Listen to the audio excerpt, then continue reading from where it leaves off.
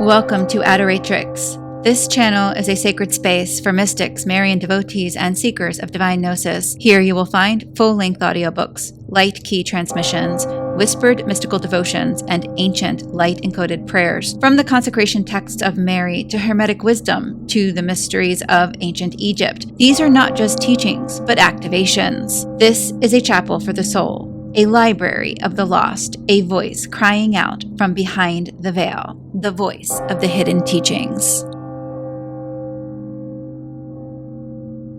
The Book of Sirach, Ecclesiasticus, a wisdom book of the Old Testament. Foreword. Many important truths have been handed down to us through the law, the prophets, and the later authors. And for these the instruction and wisdom of Israel merit praise.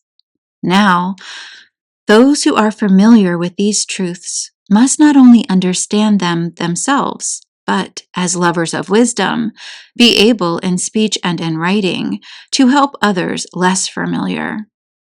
Such a one was my grandfather, Jesus, who, having devoted himself for a long time to the diligent study of the law, the prophets, and the rest of the books of our ancestors, and having developed a thorough familiarity with them, was moved to write something himself in the nature of instruction and wisdom, in order that those who love wisdom might, by acquainting themselves with what he too had written, make even greater progress in living in conformity with the divine law. You, therefore, are now invited to read in a spirit of attentive goodwill, with indulgence for any apparent failure on our part, despite earnest efforts in the interpretation of particular passages. For words spoken originally in Hebrew are not as effective when they are translated into another language. That is true not only of this book, but of the law itself, the prophets, and the rest of the books, which differ no little when they are read in the original.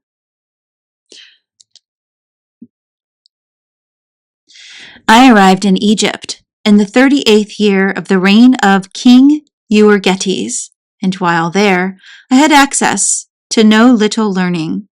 I therefore considered it my duty to devote some diligence and industry to the translation of this book. During this time, I applied my skill for many sleepless hours to complete the book and publish it for those living abroad who wish to acquire learning and are disposed to live their lives according to the law. The Wisdom of Ben Sirach, Chapter 1, God's Gift of Wisdom. All wisdom is from the Lord and remains with him forever. The sands of the sea, the drops of rain, the days of eternity, who can count them?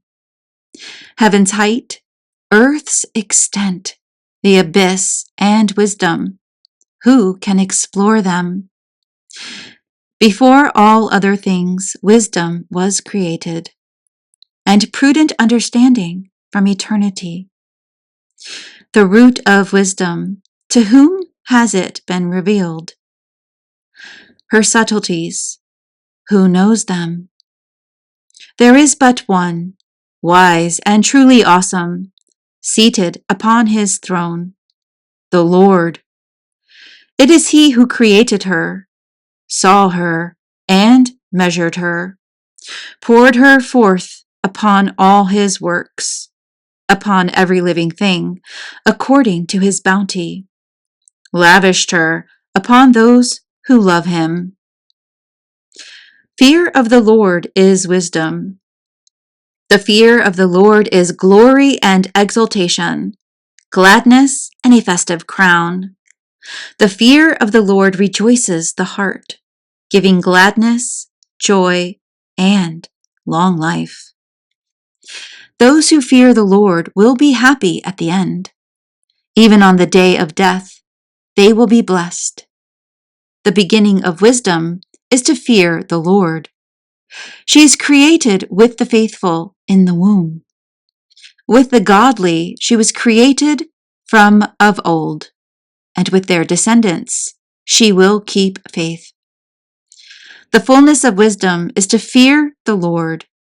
She inebriates them with her fruits. Their entire house she fills with choice foods, their granaries with her produce. The crown of wisdom is the fear of the Lord, flowering with peace and perfect health. Knowledge and full understanding she rains down. She heightens the glory of those who possess her. The root of wisdom is to fear the Lord. Her branches are long life. The fear of the Lord drives away sins. Where it abides, it turns back all anger. Unjust anger can never be justified. Anger pulls a person to utter ruin. Until the right time, the patient remain calm. Then cheerfulness comes back to them.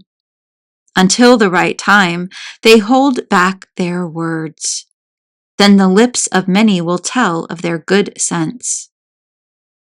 Among wisdom's treasures is the model for knowledge, but godliness is an abomination to the sinner. If you desire wisdom, keep the commandments, and the Lord will bestow her upon you. For the fear of the Lord is wisdom and discipline. Faithfulness and humility are his delight. Do not disobey the fear of the Lord. Do not approach it with duplicity of heart. Do not be a hypocrite before others. Over your lips keep watch. Do not exalt yourself lest you fall, and bring dishonor upon yourself. For then the Lord will reveal your secrets and cast you down in the midst of the assembly, because you did not approach the fear of the Lord, and your heart was full of deceit. Chapter 2. Trust in God. My child, when you come to serve the Lord, prepare yourself for trials. Be sincere of heart and steadfast, and do not be impetuous in time of adversity. Cling to him, do not leave him, that you may prosper in your last days. Accept whatever happens to you. In periods of humiliation, be patient. For in fire, gold is tested, and the chosen in the crucible of humiliation. Trust in God, and he will help you. Make your way straight, and hope in him. You that fear the Lord, wait for his mercy. Do not stray, lest you fall. You that fear the Lord, trust in him, and your reward will not be lost. You that fear the Lord, hope for good things, for lasting joy and mercy. Consider the generations long past and see. Has anyone trusted in the Lord and been disappointed? Has anyone preserved in his fear and been forsaken? Has anyone called upon him and been ignored? For the Lord is compassionate and merciful, forgives sins, and saves in time of trouble. Woe to timid hearts and drooping hands, to the sinner who walks a double path. Woe to the faint of heart, for they do not trust, and therefore have no shelter. Woe to you that have lost hope. What will you do at the Lord's visitation? Those who fear the Lord do not disobey his words. Those who love him keep his ways. Those who fear the Lord seek to please him. Those who love him are filled with his law. Those who fear the Lord prepare their hearts and humble themselves before him. Let us fall into the hands of the Lord and not into the hands of mortals. For equal to his majesty is his mercy, and equal to his name are his works. Chapter 3. Responsibilities to parents. Children, listen to me, your father. Act accordingly, that you may be safe. For the Lord sets a father in honor over his children, and confirms a mother's authority over her sons. Those who honor their father atone for sins. They store up riches who respect their mother. Those who honor their father will have joy in their own children. And when they pray, they are heard. Those who respect their father will live a long life. Those who obey the Lord honor their mother. Those who fear the Lord honor their father and serve their parents as masters. In word and deed honor your father, that all blessings may come to you. A father's blessing gives a person firm roots, but a mother's curse uproots the growing plant. Do not glory in your father's disgrace, for that is no glory to you. A father's glory is glory also for oneself. They multiply sin who demean their mother. My son, be steadfast in honoring your father. Do not grieve him as long as he lives. Even if his mind fails, be considerate of him. Do not revile him because you are in your prime. Kindness to a father will not be forgotten. It will serve as a sin offering. It will take lasting root. In time of trouble, it will be recalled to your advantage. Like warmth upon frost, it will melt away your sins. Those who neglect their father are like blasphemers. Those who provoke their mother are accursed by their Creator. Humility. My son, conduct your affairs with humility, and you will be loved more than a giver of gifts. Humble yourself the more, the greater you are, and you will find mercy in the sight of God. For great is the power of the Lord. By the humble he is glorified. What is too sublime for you, do not seek. Do not reach into things that are hidden from you. What is committed to you, pay heed to. What is hidden is not your concern. In matters that are beyond you, do not meddle. When you have been shown more than you can understand. Indeed, many are the conceits of human beings. Evil imaginations lead them astray. Docility. Without the pupil of the eye, light is missing. Without knowledge, wisdom is missing. A stubborn heart will fare badly in the end.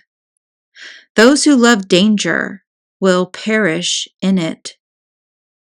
A stubborn heart will have many a hurt. Adding sin to sin is madness. When the proud are afflicted, there is no cure, for they are offshoots of an evil plant. The mind of the wise appreciates proverbs, and the ear that listens to wisdom rejoices. Alms for the poor. As water quenches a flaming fire, so almsgiving atones for sins. The kindness people have done crosses their paths later on. Should they stumble, they will find support. Chapter 4. My child, do not mock the life of the poor. Do not keep needy eyes waiting. Do not grieve the hungry, nor anger the needy.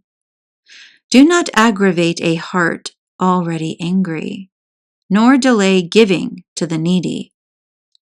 A beggar's request do not reject. Do not turn your face away from the poor. From the needy do not turn your eyes. Do not give them reason to curse you.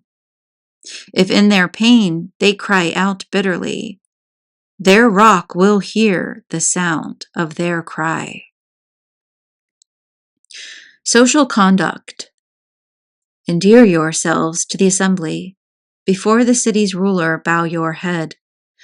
Give a hearing to the poor, and return their greeting with deference. Deliver the oppressed from their oppressors. Right judgment should not be repugnant to you. Be like a father to orphans, and take the place of a husband to widows. Then God will call you his child, and he will be merciful to you and deliver you from the pit. The rewards of wisdom. Wisdom teaches her children and admonishes all who can understand her. Those who love her love life. Those who seek her out win the Lord's favor. Those who hold her fast will attain glory, and they shall abide in the blessing of the Lord. Those who serve her serve the Holy One. Those who love her, the Lord loves. Whoever obeys me will judge nations.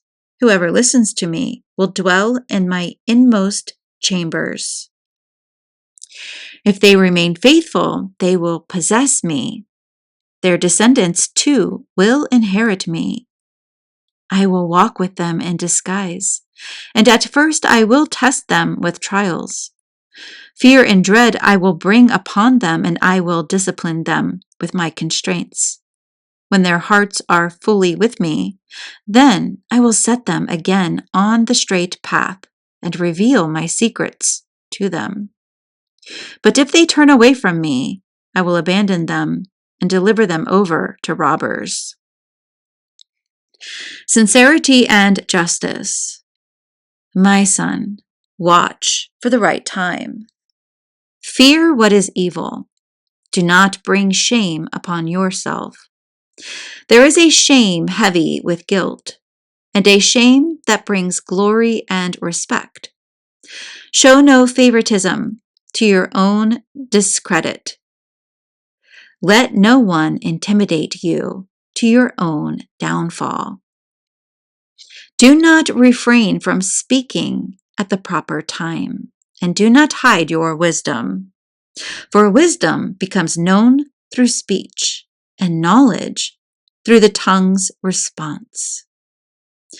Never speak against the truth, but of your own ignorance be ashamed. Do not be ashamed to acknowledge your sins, and do not struggle against a rushing stream. Do not abase yourself before a fool. Do not refuse to do so before rulers. Even to death, fight for what is right, and the Lord will do battle for you. Do not be haughty in your speech, or lazy and slack in your deeds. Do not be like a lion at home, or sly and suspicious with your servants. Do not let your hand be open to receive, but clenched when it is time to give. Chapter 5. Against presumption. Do not rely on your wealth, or say, I have the power. Do not rely on your strength in following the desires of your heart. Do not say, who can prevail against me? For the Lord will exact punishment. Do not say, I have sinned, yet what has happened to me? For the Lord is slow to anger. Do not be so confident of forgiveness that you add sin upon sin. Do not say, his mercy is great. My many sins he will forgive. For mercy and anger alike are with him. His wrath comes to rest on the wicked. Do not delay turning back to the Lord, and do not put it off day after day, for suddenly his wrath will come forth. At the time of vengeance, you will perish. Do not rely on deceitful wealth, for it will be no help on the day of wrath. Use and abuse of the tongue. Do not winnow in every wind, nor walk in every path. Be steadfast regarding your knowledge, and let your speech be consistent. Be swift to hear, but slow to anger. If you can, answer your neighbor. If not, place your hand over your mouth. Honor and dishonor through speaking. The tongue can be your downfall. Do not be called double-tongued. And with your tongue do not slander a neighbor. For shame has been created for the thief, and sore disgrace for the double-tongued. In little or in much, do not act corruptly. Chapter 6. Do not be a foe instead of a friend. A bad name, disgrace, and dishonor you will inherit. Thus the wicked, the double-tongued. Unruly passions, do not fall into the grip of your passion, lest like fire it consume your strength. It will eat your leaves and destroy your fruits, and you will be left like a dry tree. For fierce passion destroys its owner and makes him the sport of his enemies. True friendship, pleasant speech multiplies friends, and gracious lips, friendly greetings. Let those who are friendly to you be many, but 1 in 1,000 your confidant. When you gain friends, gain them through testing. Do not be quick to trust them, for there are friends when it suits them, but they will not be around in time of trouble. Another is a friend who turns into an enemy and tells of the quarrel to your disgrace. Others are friends, table companions, but they cannot be found in time of affliction. When things go well, they are your other self, and lord it over your servants. If disaster comes upon you, they turn against you and hide themselves. Stay away from your enemies, and be on guard with your friends. Faithful friends are a sturdy shelter. Whoever finds one finds a treasure. Faithful friends are beyond price. No amount can balance their worth. Faithful friends are life-saving medicine. Those who fear God will find them. Those who fear the Lord enjoy stable friendship. For as they are, so will their neighbors be. Blessings of wisdom. My child, from your youth choose discipline, and when you have gray hair, you will find wisdom. As though plowing and sowing, draw close to her. Then wait for her bountiful crops. For in cultivating her, you will work but little, and soon you will eat her fruit. She is rough ground to the fool. The stupid cannot abide her. She will be like a burdensome stone to them, and they will not delay in casting her aside. For discipline is like her name. She is not accessible to many. Listen, my child, and take my advice.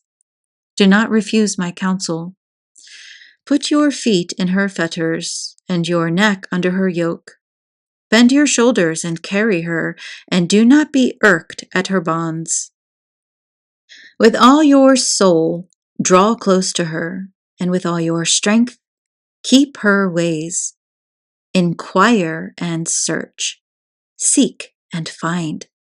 When you get hold of her, do not let her go. Thus, at last, you will find rest in her, and she will become your joy.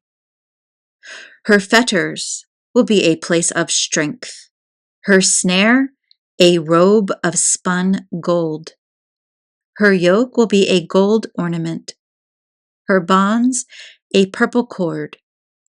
You will wear her as a robe of glory, and bear her as a splendid crown. If you wish, my son, you can be wise. If you apply yourself, you can be shrewd. If you are willing to listen, you can learn. If you pay attention, you can be instructed. Stand in the company of the elders. Stay close to whoever is wise. Be eager to hear every discourse. Let no insightful saying escape you. If you see the intelligent, seek them out. Let your feet wear away their doorsteps.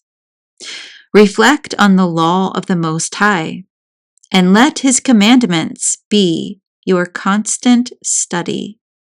Then he will enlighten your mind and make you wise as you desire. Chapter 7. Conduct toward God and neighbor. Do no evil, and evil will not overtake you. Avoid wickedness, and it will turn away from you. Do not sow in the furrows of injustice, lest you harvest it sevenfold. Do not seek from God authority, or from the king a place of honor. Do not parade your righteousness before the Lord, and before the king do not flaunt your wisdom. Do not seek to become a judge, if you do not have the strength to root out crime, lest you show fear in the presence of the prominent and mar your integrity. Do not be guilty of any evil before the city court, or disgrace yourself before the assembly. Do not plot to repeat a sin. Even for one, you will not go unpunished. Do not say he will appreciate my many gifts. The Most High God will accept my offerings. Do not be impatient in prayer or neglect almsgiving. Do not ridicule the embittered. Remember, there is one who exalts and humbles. Do not plot mischief against your relative or against your friend and companion. Refuse to tell lie after lie, for it never results in good. Do not babble in the assembly of the elders, or repeat the words of your prayer. Do not hate hard work. Work was assigned by God. Do not esteem yourself more than your compatriots. Remember, his wrath will not delay. More and more, humble your pride. What awaits mortals is worms.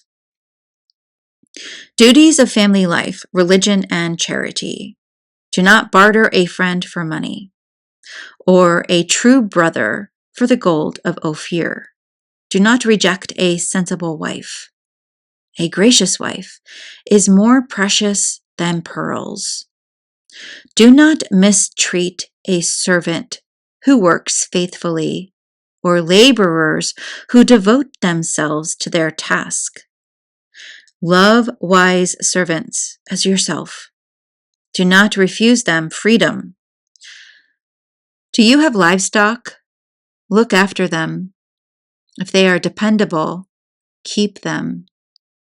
Do you have sons? Correct them, and cure their stubbornness in their early youth. Do you have daughters? Keep them chaste, and do not be indulgent to them. Give your daughter in marriage, and a worry comes to an end, but give her to a sensible man. Do you have a wife? Do not mistreat her, but do not trust the wife you hate. With your whole heart, honor your father. Your mother's birth pangs do not forget. Remember, of these parents you were born. What can you give them for all they gave you. With all your soul fear God, and revere his priests. With all your strength love your Maker. Do not neglect his ministers. Honor God and respect the priest. Give him his portion, as you have been commanded, first fruits and contributions, his portion of victims and holy offerings. To the poor also extend your hand, that your blessing may be complete. Give your gift to all the living, and do not withhold your kindness from the dead. Do not avoid those who weep, but mourn with those who mourn. Do not hesitate to visit the sick, because for such things you will be loved. And whatever you do, remember your last days, and you will never sin. Chapter 8. Prudence in dealing with others. Do not contend with the mighty, lest you fall into their power. Do not quarrel with the rich, lest they pay out the price of your downfall. For gold has unsettled many, and wealth perverts the character of princes. Do not quarrel with loudmouths, or heap wood upon their fire. Do not associate with the senseless, lest your ancestors be insulted. Do not reproach one who turns away from sin. Remember, we all are guilty. Do not insult one who is old, for some of us will also grow old. Do not rejoice when someone dies. Remember, we are all to be gathered in. Do not neglect the discourse of the wise, but busy yourself with their proverbs. For in this way you will acquire the training to stand in the presence of princes. Do not reject the tradition of the elders, which they have heard from their ancestors, for from it you will learn how to answer when the need arises. Do not kindle the coals of sinners, lest you be burned in their flaming fire. Do not give ground before scoundrels. It will set them in ambush against you. Do not lend to one more powerful than yourself, or if you lend, count it as lost. Do not give collateral beyond your means. Consider any collateral a debt you must pay.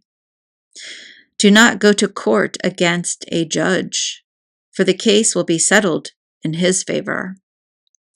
Do not travel with the ruthless, lest they weigh you down with calamity, for they will only go their own way, and through their folly you will also perish. Do not defy the quick-tempered, or ride with them through the desert, for bloodshed is nothing to them. When there is no one to help, they will destroy you. Do not take counsel with simpletons, for they cannot keep a confidence. Before a stranger, do nothing that should be kept secret, for you do not know what it will produce later on. Open your heart to no one. Do not banish your happiness.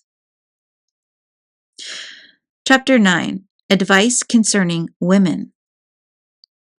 Do not be jealous of the wife of your bosom, lest you teach her to do evil against you. Do not give a woman power over you to trample on your dignity. Do not go near a strange woman, lest you fall into her snares. Do not dally with a singer, lest you be captivated by her charms.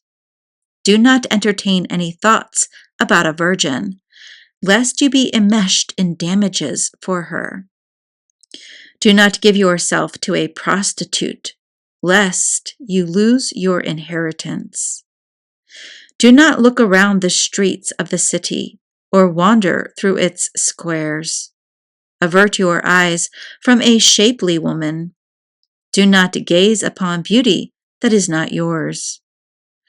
Through woman's beauty many have been ruined, for love of it burns like fire. Never recline at a table with a married woman, or drink intoxicants with her, lest your heart be drawn to her, and you go down in blood to the grave.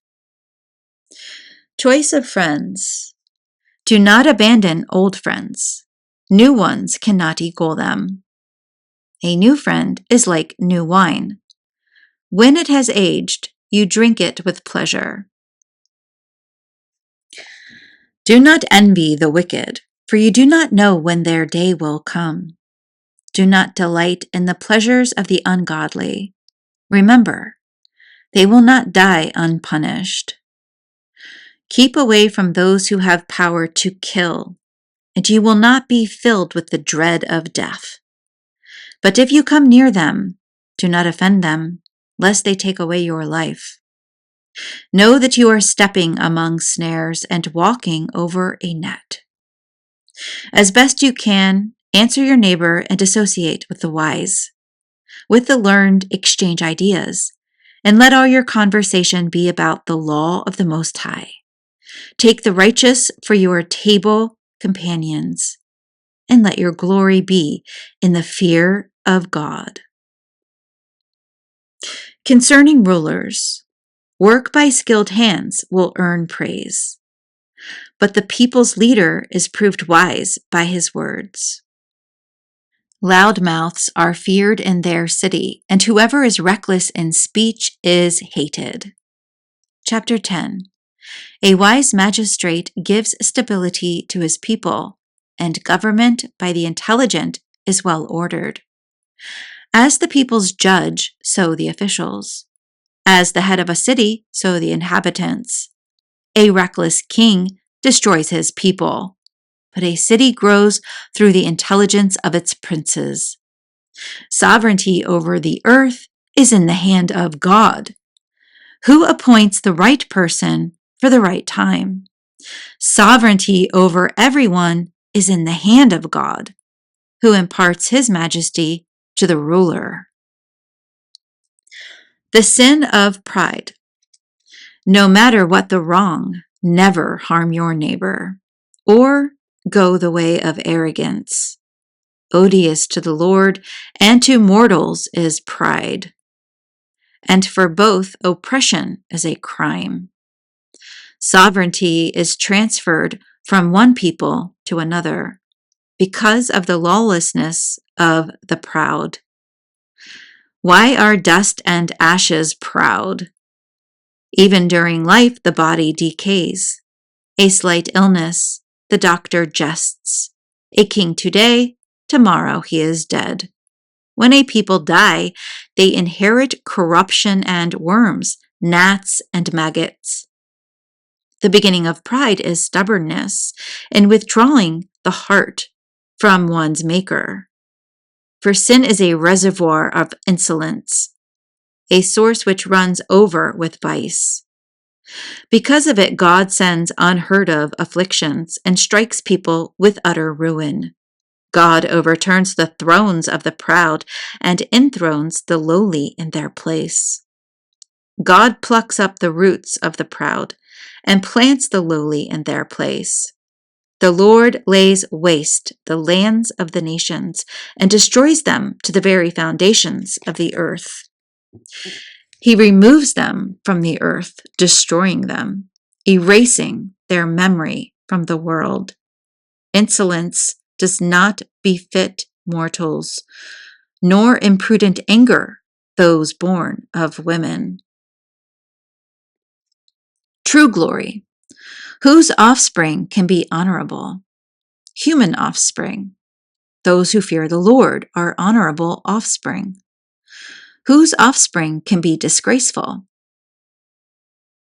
Human offspring. Those who transgress the commandment are disgraceful offspring.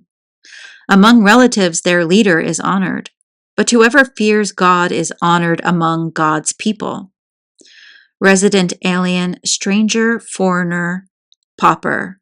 Their glory is the fear of the Lord. It is not right to despise any one wise but poor, nor proper to honor the lawless. The prince, the ruler, the judge are in honor, but none is greater than the one who fears God. When the free serve a wise slave, the wise will not complain.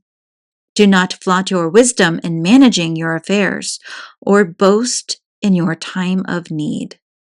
Better the worker who has goods in plenty than the boaster who has no food. My son, with humility have self-esteem, and give yourself the esteem you deserve. Who will acquit those who condemn themselves? Who will honor those who disgrace themselves? The poor are honored for their wisdom. The rich are honored for their wealth. Honored in poverty, how much more so in wealth? Disgraced in wealth, in poverty, how much more? Chapter 11. The wisdom of the poor lifts their head high and sets them among princes. Do not praise anyone for good looks, or despise anyone because of appearance. The bee is least among winged creatures, but it reaps the choicest of harvests. Do not mock the one who wears only a loincloth, or scoff at a person's bitter day.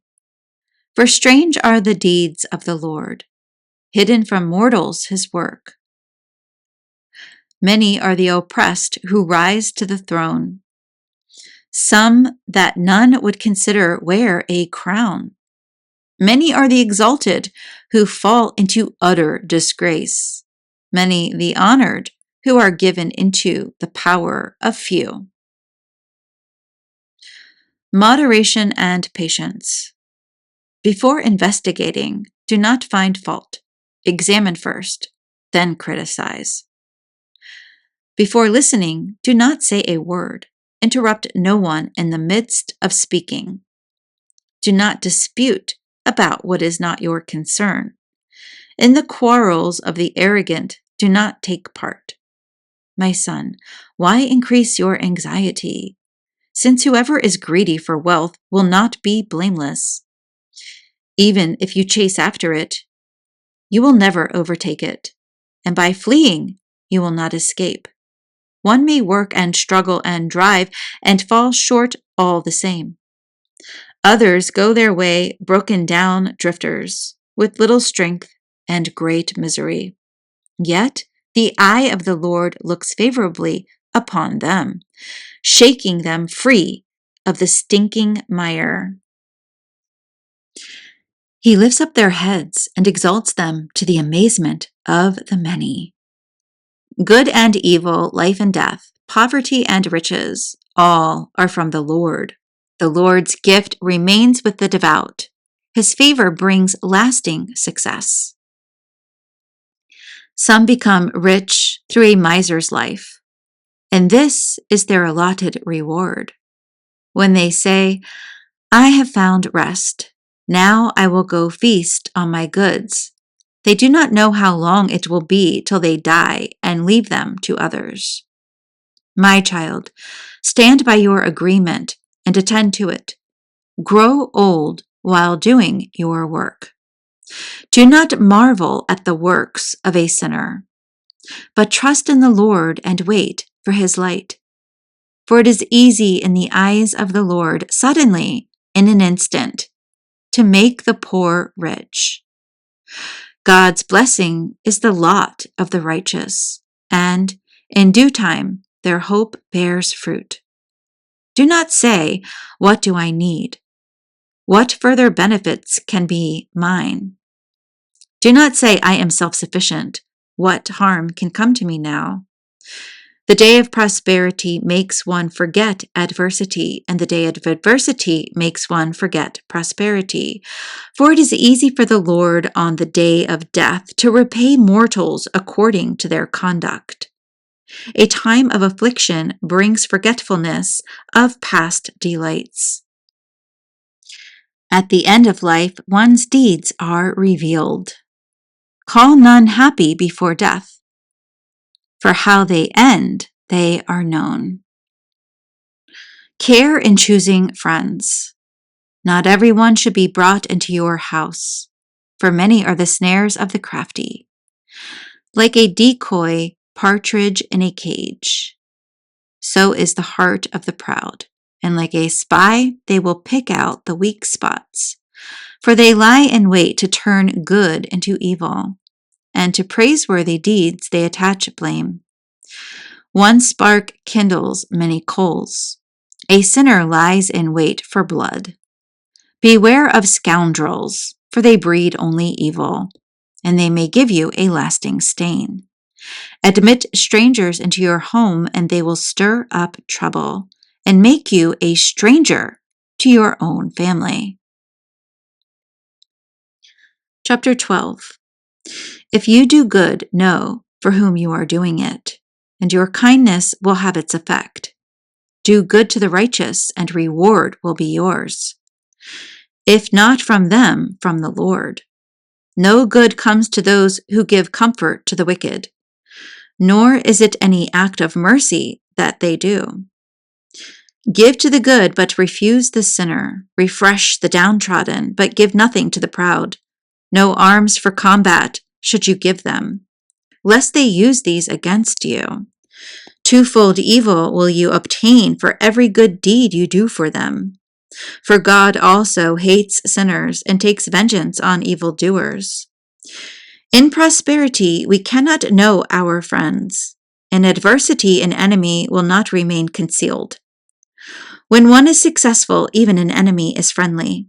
But in adversity, even a friend disappears. Never trust your enemies, for their wickedness is like corrosion in bronze. Even though they act differentially and peaceably toward you, take care to be on your guard against them. Treat them as those who reveal secrets, and be certain that in the end there will still be envy. Do not let them stand near you, lest they push you aside and take your place. Do not let them sit at your right hand, or they will demand your seat, and in the end you will appreciate my advice. When you groan with regret, as I warned, who pities a snake charmer when he is bitten, or anyone who goes near a wild beast?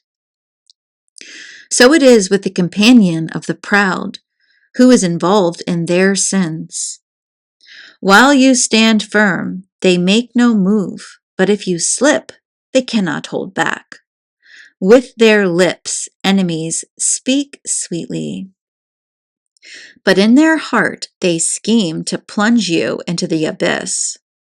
Though enemies have tears in their ears, given the chance, they will never have enough of your blood. If evil comes upon you, you will find them at hand, pretending to help. They will trip you up.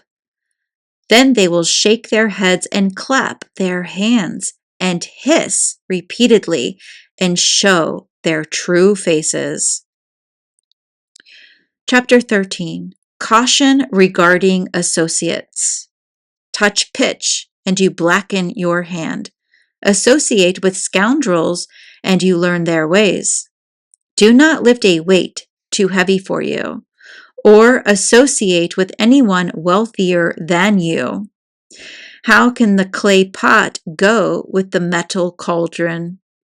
When they knock together, the pot will be smashed. The rich do wrong and boast of it, while the poor are wronged and beg forgiveness. As long as the rich can use you, they will enslave you. But when you are down and out, they will abandon you. As long as you have anything, they will live with you, but they will drain you dry without remorse. When they need you, they will deceive you and smile at you and raise your hopes.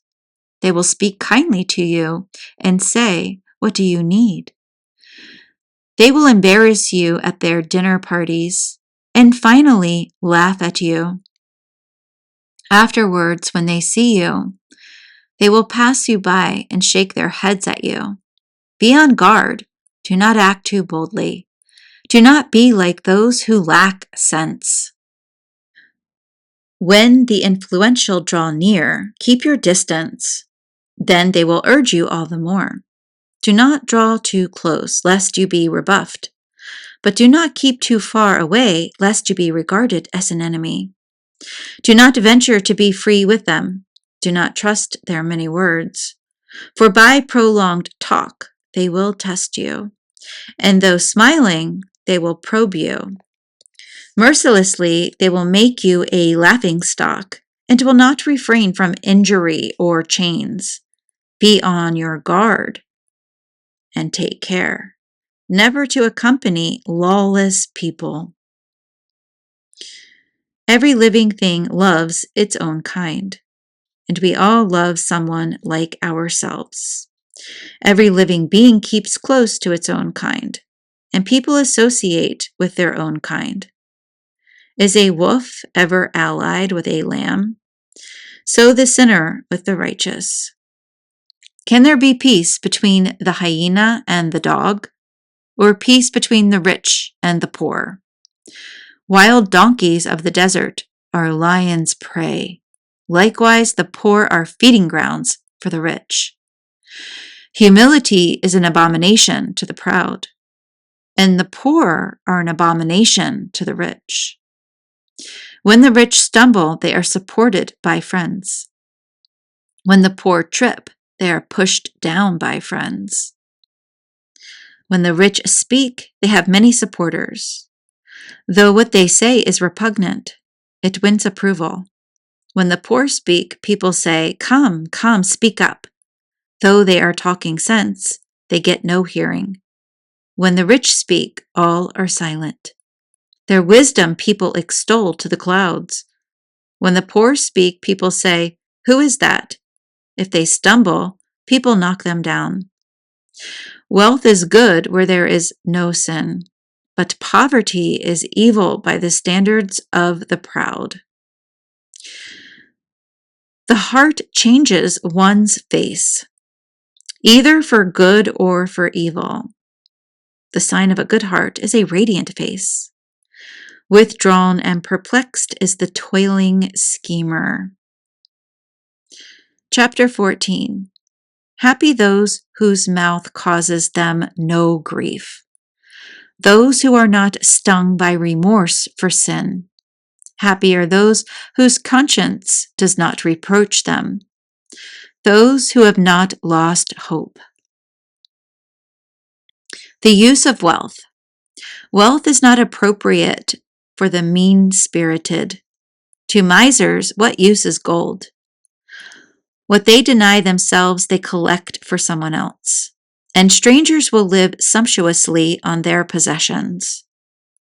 To whom will they be generous that are stingy with themselves and do not enjoy what is their own? None are worse than those who are stingy with themselves. They punish their own avarice. If ever they do good, it is by mistake. In the end, they reveal their meanness. Misers are evil people. They turn away and disregard others. The greedy see their share as not enough. Greedy injustice dries up the soul. The eye of the miserly is rapacious for food, but there is none of it on their own table. My son, if you have the means, treat yourself well and enjoy life as best you can.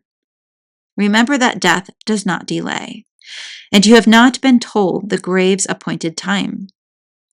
Before you die, be good to your friends. Give them a share in what you possess. Do not deprive yourself of good things now, or let a choice portion escape you. Will you not leave your riches to others, and your earnings to be divided by lot? Give and take, treat yourself well, for in Sheol there are no joys to seek. All flesh grows old like a garment. Age-old law is, everyone must die. As with the leaves growing on a luxuriant tree, one falls off and another sprouts. So with the generations of flesh and blood, one dies and another flourishes. All human deeds surely perish.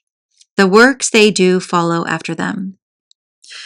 The search for wisdom and her blessings. Happy those who meditate on wisdom and fix their gaze on knowledge, who ponder her ways in their heart and understand her paths, who pursue her like a scout and watch at her entryway, who peep through her windows and listen at her doors, who encamp near her house and fasten their tent pegs next to her walls, who pitch their tent beside her and dwell in a good place, who build their nests in her leaves and lodge in her branches, who take refuge from the heat in her shade and dwell in her home. Chapter 15.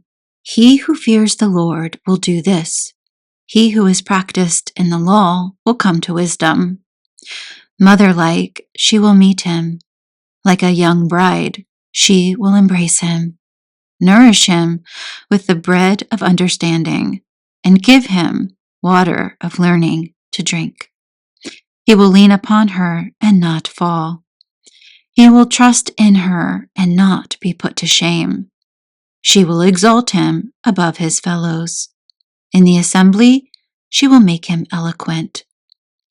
Joy and gladness he will find, and everlasting name inherit. Worthless men will not attain to her. Haughty men will not behold her. Far from the impious is she, not to be spoken of by liars. Unseemingly is praise on a sinner's lips, for it is not accorded to him by God. But praise is offered by the wise man's tongue. Its rightful steward will proclaim it. Man's free will. Say not, it is God's doing, that I fell away. For what he hates, he does not do. Say not, it was he who set me astray. For he has no need of wicked man. Abominable wickedness the Lord hates. He does not let it befall those who fear him.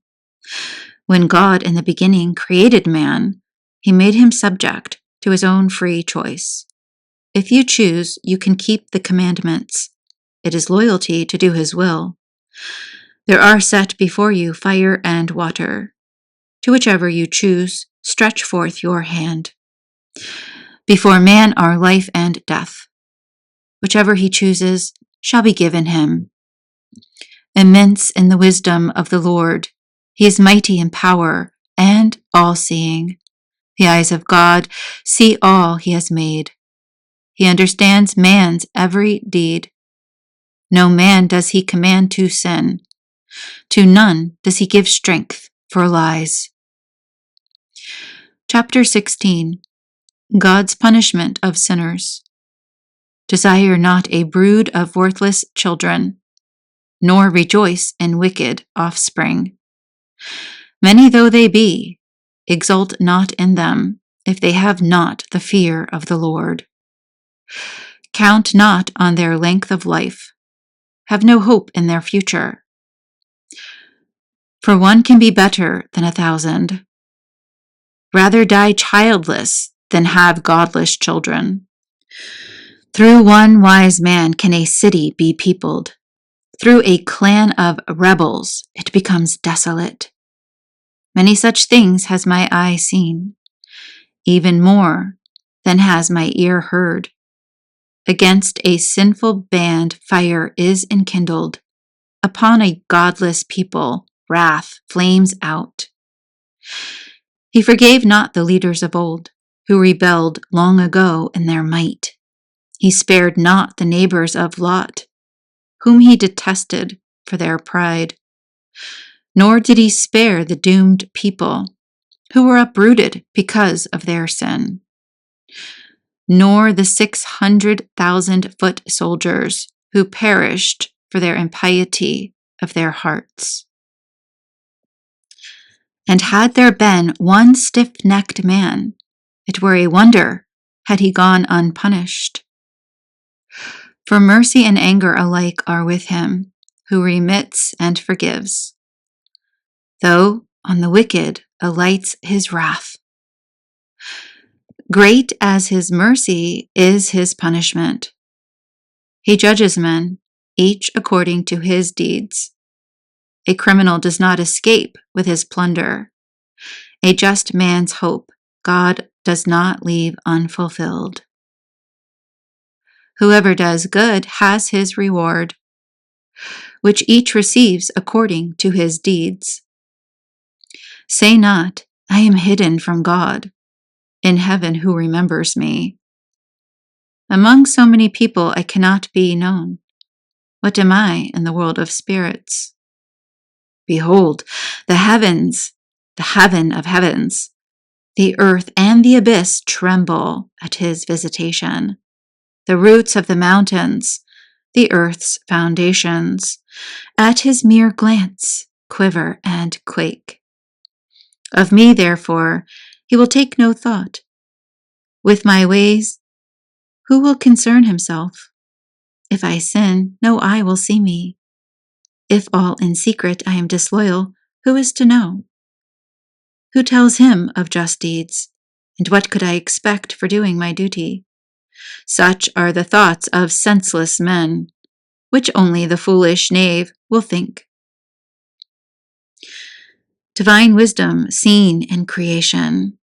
Hearken to me, my son, take my advice.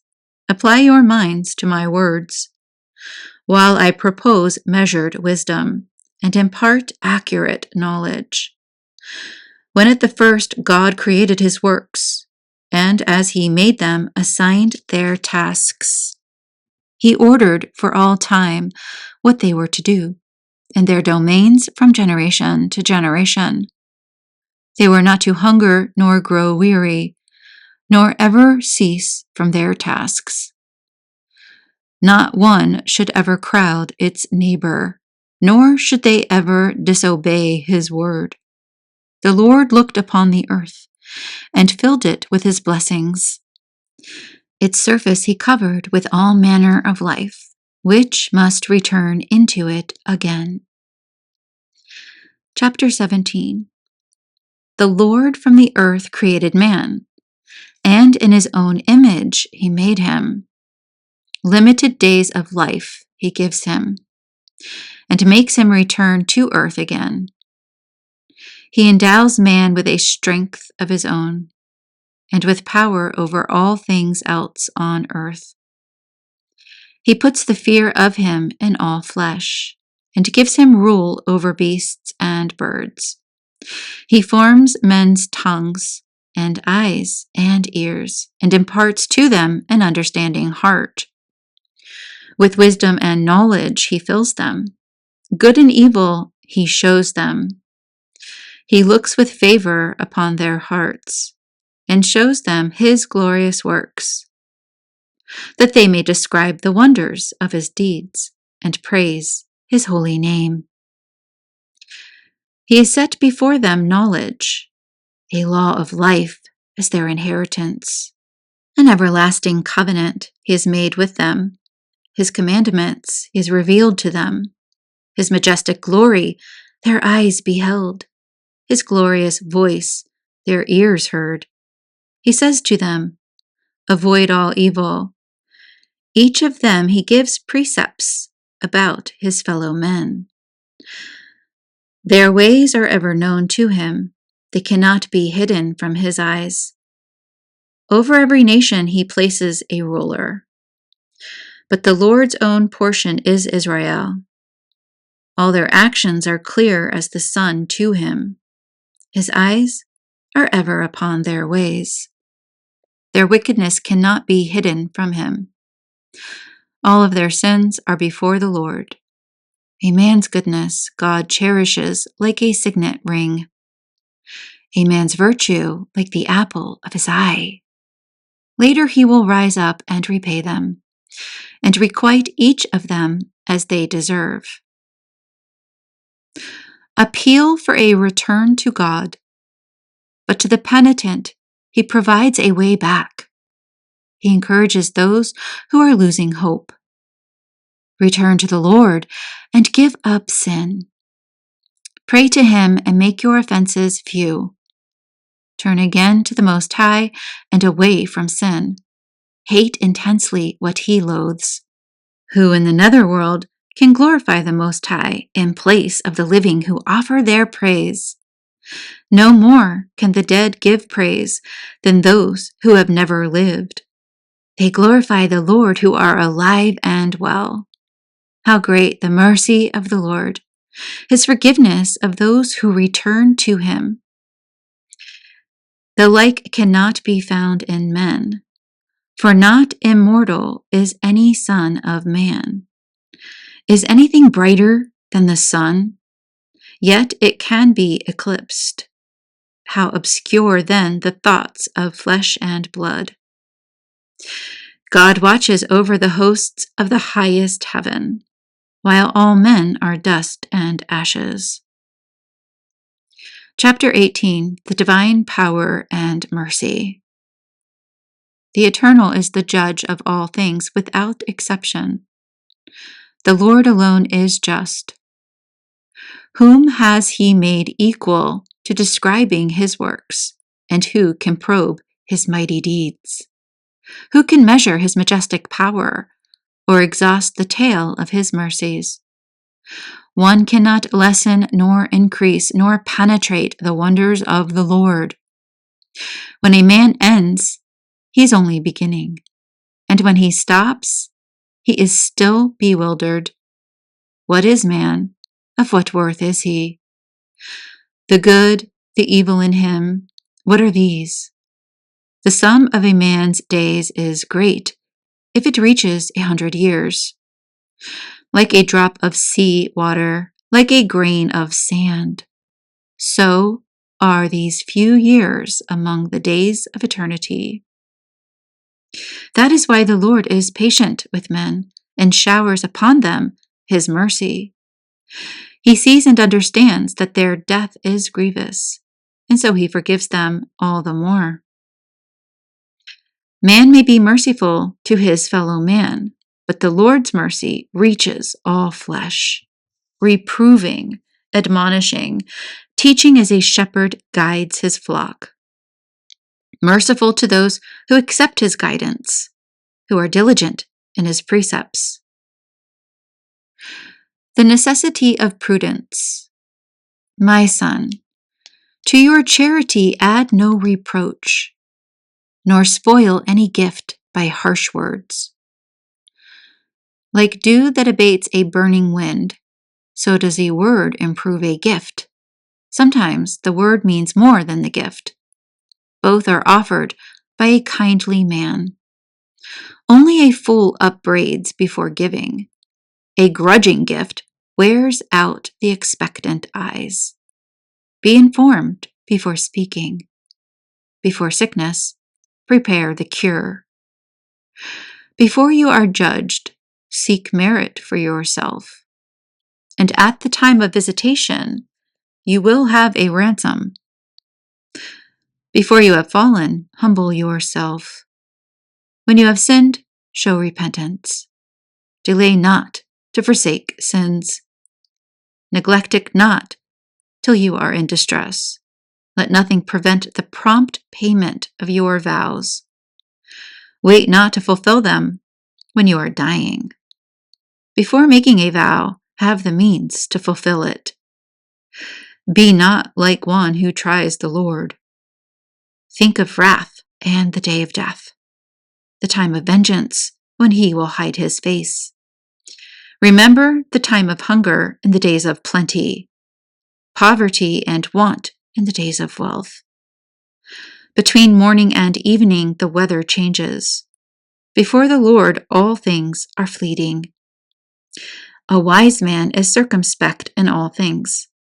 When sin is rife, he keeps himself from wrongdoing. Any learned man should make wisdom known. And he who attains to her should declare her praise. Those trained in her words must show their wisdom, dispensing sound proverbs like life-giving waters. Self-control. Go not after your lusts, but keep your desires in check. If you satisfy your lustful appetites, they will make you the sport of your enemies. Have no joy in the pleasures of a moment, which bring on poverty redoubled. Become not a glutton and a wine-bibber with nothing in your purse. Chapter 19. He who does so grows no richer. He who wastes the little he has will be stripped bare. Wine and women make the mind giddy, and the companion of harlots becomes reckless. He who lightly trusts in them has no sense. He who strays after them sins against his own life. Rottenness and worms will possess him, for contumacious desire destroys its owner. The proper use of speech. He who gloats over evil will meet with evil, and he who repeats an evil report has no sense. Never repeat gossip, and you will not be reviled. Tell nothing to friend or foe. If you have a fault, reveal it not. For he who hears it will hold it against you, and in time become your enemy. Let anything you hear die within you. Be assured it will not make you burst. When a fool hears something, he is in labor, like a woman giving birth to a child. Like an arrow lodged in a man's thigh is gossip in the breast of a fool. Admonish your friend. He may not have done it, and if he did, that he may not do it again. Admonish your neighbor. He may not have said it, and if he did, that he may not say it again. Admonish your friend. Often it may be slander. Every story you must not believe. Then, too, a man can slip and not mean it. Who has not sinned with his tongue? Admonish your neighbor before you break with him. Thus, you will fulfill the law of the Most High. How to recognize true wisdom. All wisdom is fear of the Lord. Perfect wisdom is the fulfillment of the law. The knowledge of wickedness is not wisdom, nor is there prudence in the counsel of sinners. There is a shrewdness that is detestable, while the simple man may be free from sin. There are those with little understanding who fear God, and those with great intelligence who violate the law. There is a shrewdness keen but dishonest, which by duplicity wins a judgment. There is the wicked man who is bowed in grief, but is full of guile within. He bows his head and feigns not to hear, but when not observed, he will take advantage of you. Even though his lack of strength keeps him from sinning, when he finds the opportunity, he will do harm. One can tell a man by his appearance. A wise man is known as such when first met. A man's attire, his haughty laughter, and his gait proclaim him for what he is. Chapter 20. Conduct of the wise and the foolish. An admonition can be inopportune, and a man may be wise to hold his peace. It is much better to admonish than to lose one's temper. For one who admits his fault will be kept from disgrace. Like an Enoch lusting for intimacy with a maiden is he who does right under compulsion. One man is silent and is thought wise. Another is talkative and is disliked. One man is silent because he has nothing to say. Another is silent, biding his time. A wise man is silent till the right time comes, but a boasting fool ignores the proper time. He who talks too much is detested. He who pretends to authority is hated. Some misfortunes bring success. Some things gained are a man's loss. Some gifts do one no good, and some must be paid back double. Humiliation can follow fame, while from obscurity a man can lift up his head. A man may buy much for little, but pay for it 7 times over. A wise man makes himself popular by a few words, but fools pour forth their blandishments in vain. A gift from a rogue will do you no good, for in his eyes his one gift is equal to 7. He gives little and criticizes often, and like a crier he shouts out loud. He lends today, he asks it back tomorrow. Hateful indeed is such a man. A fool has no friends, nor thanks for his generosity. Those who eat his bread have an evil tongue. How many times they laugh him to scorn.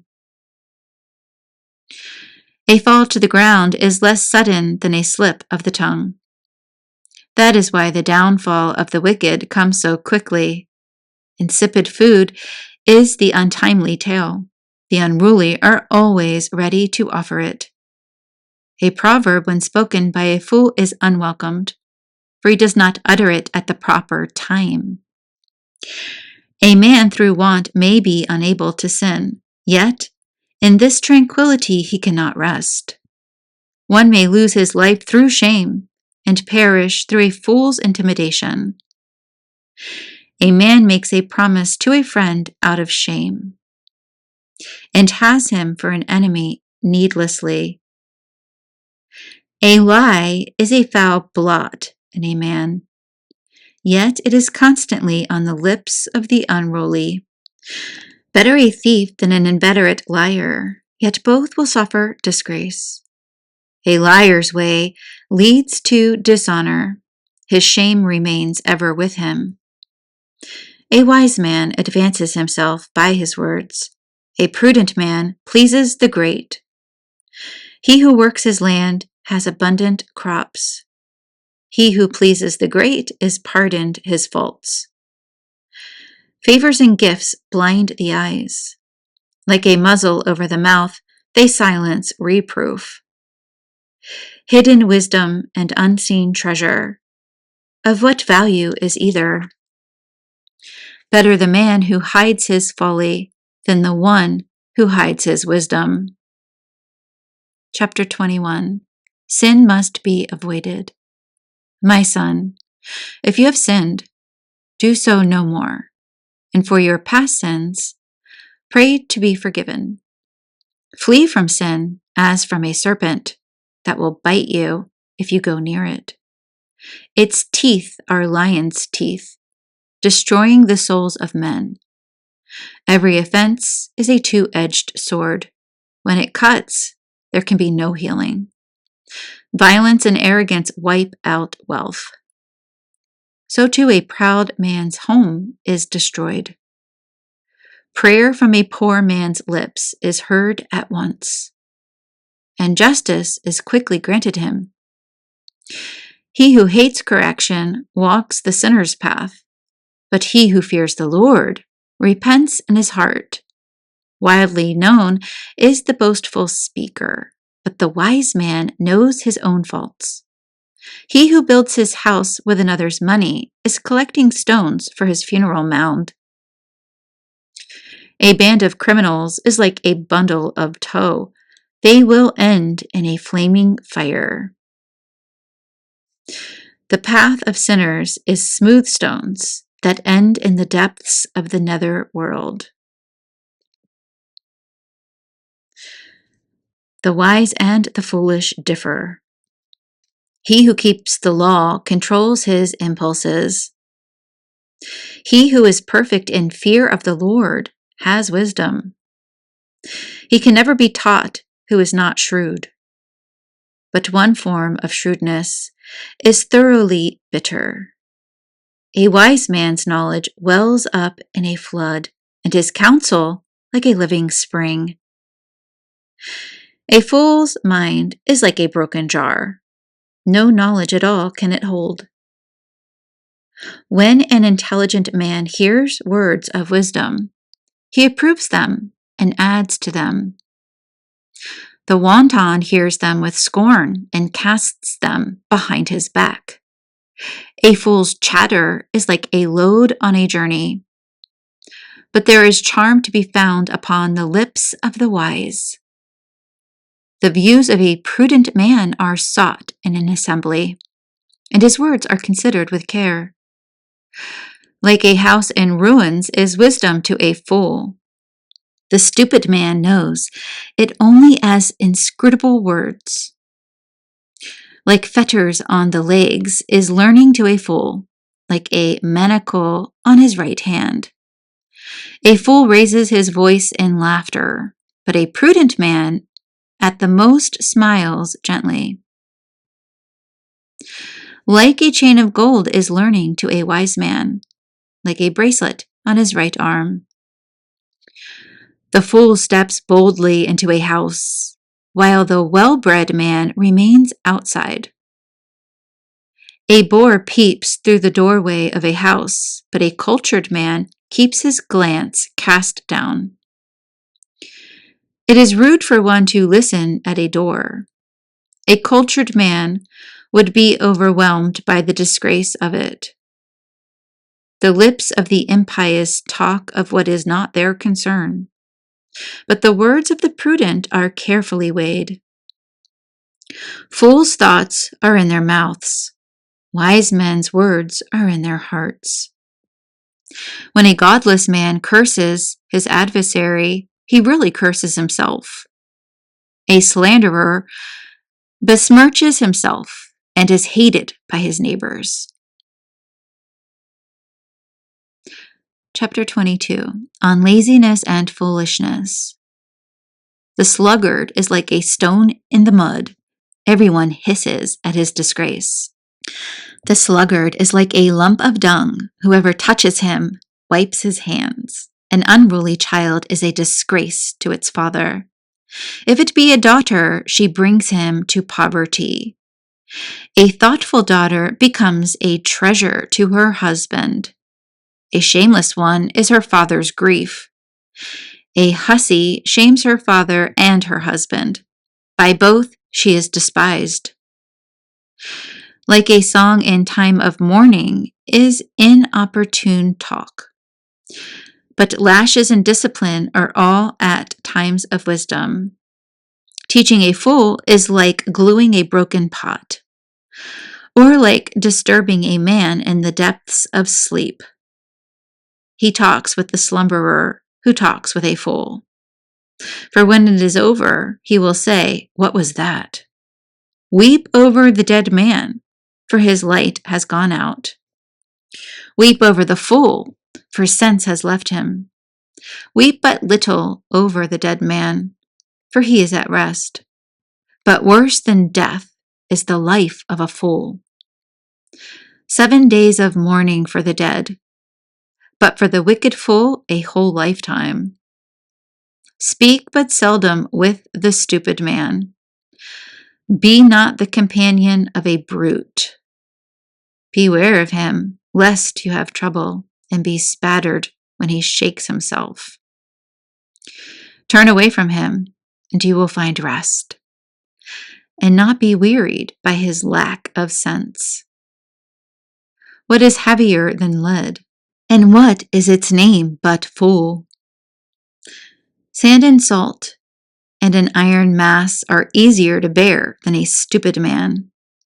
Masonry bonded with wooden beams is not loosened by an earthquake.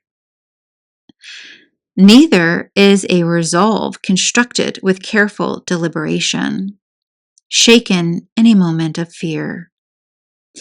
A resolve that is backed by prudent understanding is like the polished surface of a smooth wall. Small stones lying on an open height will not remain when the wind blows. Neither can a timid resolve based on foolish plans withstand fear of any kind. The preservation of friendship. One who jabs the eye brings tears. He who pierces the heart bears its feelings. He who throws stones at birds drives them away, and he who insults a friend breaks up the friendship. Should you draw a sword against a friend, despair not, it can be undone. Should you speak sharply to a friend, fear not, you can be reconciled. But a contemptuous insult, a confidence broken, or a treacherous attack will drive away any friend. Make friends fast with a man while he is poor.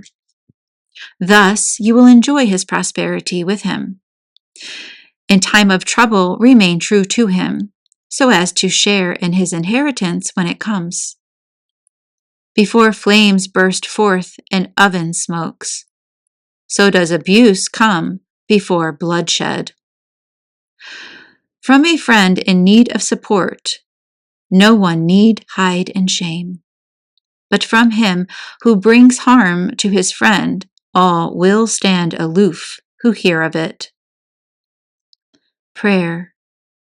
Who will set a guard over my mouth and upon my lips an effective seal, that I may not fail through them, that my tongue may not destroy me?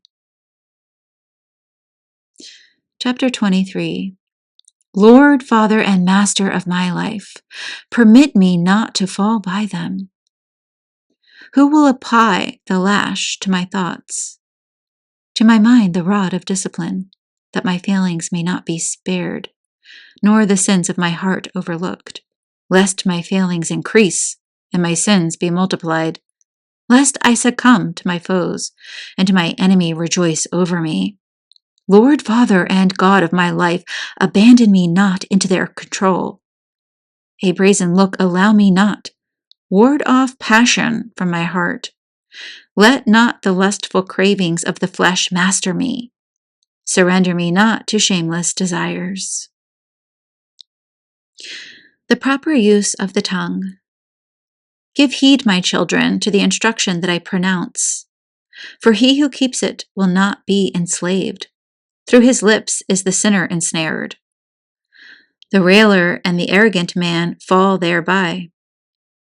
Let not your mouth form the habit of swearing, or becoming too familiar with the holy name, just as a slave that is constantly under scrutiny will not be without welts.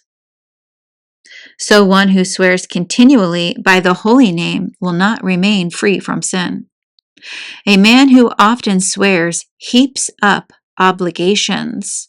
The scourge will never be far from his house. If he swears in error, he incurs guilt. If he neglects his obligation, his sin is doubly great. If he swears without reason, he cannot be found just, and all his house will suffer affliction. There are words which merit death. May they never be heard among Jacob's heirs, for all such words are foreign to the devout, who do not wallow in sin. Let not your mouth become used to coarse talk, for in it lies sinful matter.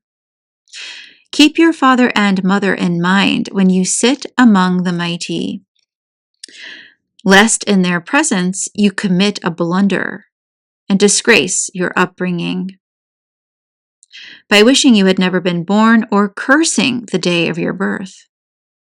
A man who has the habit of abusive language will never mature in character as long as he lives. Sins of the flesh. 2 types of men multiply sins. A third draws down wrath. For burning passion is a blazing fire, not to be quenched till it burns itself out. A man given to sins of the flesh, who never stops until the fire breaks forth. The rake, to whom all bread is sweet, and who is never through till he dies. And the man who dishonors his marriage bed and says to himself, "Who can see me?" Darkness surrounds me, walls hide me, no one sees me. Why should I fear to sin? Of the Most High he is not mindful, fearing only the eyes of men. He does not understand that the eyes of the Lord, 10,000 times brighter than the sun, observe every step a man takes and peer into hidden corners. He who knows all things before they exist still knows them all after they are made. Such a man will be punished in the streets of the city when he least expects it. He will be apprehended. So also with the woman who is unfaithful to her husband and offers as heir her son by a stranger. First, she has disobeyed the law of the Most High. Secondly, she has wronged her husband. Thirdly, in her wanton adultery, she has borne children by another man. Such a woman will be dragged before the assembly, and her punishment will extend to her children. Her children will not take root. Her branches will not bring forth fruit. She will leave an accursed memory. Her disgrace will never be blotted out. Thus all who dwell on the earth shall know, and all who inhabit the world shall understand, that nothing is better than the fear of the Lord, nothing more salutary than to obey his commandments. Chapter 24. Praise of Wisdom. Wisdom sings her own praises. Before her own people she proclaims her glory. In the assembly of the Most High she opens her mouth. In the presence of his hosts she declares her worth. From the mouth of the Most High I came forth, and mist-like covered the earth. In the highest heavens did I dwell, my throne on a pillar of cloud. The vault of heaven I compassed alone. Through the deep abyss I wandered. Over waves of the sea, over all the land, over every people and nation I held sway. Among all these I sought a resting place. In whose inheritance should I abide? Then the Creator of all gave me his command, and he who formed me chose the spot for my tent, saying, "In Jacob make your dwelling, in Israel your inheritance. Before all ages, in the beginning, he created me, and through all ages I shall not cease to be. In the holy tent I ministered before him, and in Zion I fixed my abode." Thus in the chosen city he has given me rest, and Jerusalem is my domain. I have struck root among the glorious people, in the portion of the Lord his inheritance. Like a cedar on Lebanon, I am raised aloft, like a cypress on Mount Hermon, like a palm tree in En-gedi, like a rose bush in Jericho, like a fair olive tree in the field, like a plane tree growing beside the water, like cinnamon, or fragrant balm, or precious myrrh, I give forth perfume. Like galbanum and onychia and sweet spices, like the odor of incense in the holy place. I spread out my branches like a terebinth, my branches so bright and so graceful. I bud forth delights like the vine. My blossoms become fruit fair and rich. Come to me, all you that yearn for me, and be filled with my fruits. You will remember me as sweeter than honey. Better to have the honeycomb. He who eats of me will hunger still. He who drinks of me will thirst more. He who obeys me will not be put to shame. He who serves me will never fail. All this is true of the book of the Most High's covenant, the law which Moses commanded us as an inheritance for the community of Jacob. It overflows like the Pishon with wisdom, like the Tigris in the days of the new fruits. It runs over like the Euphrates with understanding, like the Jordan at harvest time. It sparkles like the Nile with knowledge, like the Gihon at vintage time. The first man never finished comprehending wisdom, nor will the last succeed in fathoming her. For deeper than the sea are her thoughts, her counsels than the great abyss. Now I, like a rivulet from her stream, channeling the waters into a garden, said to myself, I will water my plants, my flower bed I will drench. And suddenly, this rivulet of mine became a river, then this stream of mine a sea. Thus do I send my teachings forth, shining like the dawn, to become known afar off. Thus do I pour out instruction like prophecy, and bestow it on generations to come. Chapter 25. Those who are worthy of praise. With three things I am delighted, for they are pleasing to the Lord and to men: harmony among brethren, friendship among neighbors, and the mutual love of husband and wife. Three kinds of men I hate. Their manner of life I loathe indeed: a proud pauper, a rich dissembler, and an old man lecherous in his dotage. What you have not saved in your youth, how will you acquire in your old age? How becoming to the gray-haired is judgment, and a knowledge of counsel to those on in years. How becoming to the aged is wisdom, understanding, and prudence to the venerable. The crown of old men is wide experience, their glory the fear of the Lord. There are 9 who come to my mind as blessed, a 10th whom my tongue proclaims. The man who finds joy in his children, and he who lives to see his enemies' downfall. Happy is he who dwells with a sensible wife, and he who plows not like a donkey yoked with an ox. Happy is he who sins not with his tongue, and he who serves not his inferior. Happy is he who finds a friend, and he who speaks to attentive ears. He who finds wisdom is great indeed, but not greater than he who fears the Lord. Fear of the Lord surpasses all else. Its possessor is beyond compare. Wicked and virtuous women. Worst of all wounds is that of the heart. Worst of all evils is that of a woman.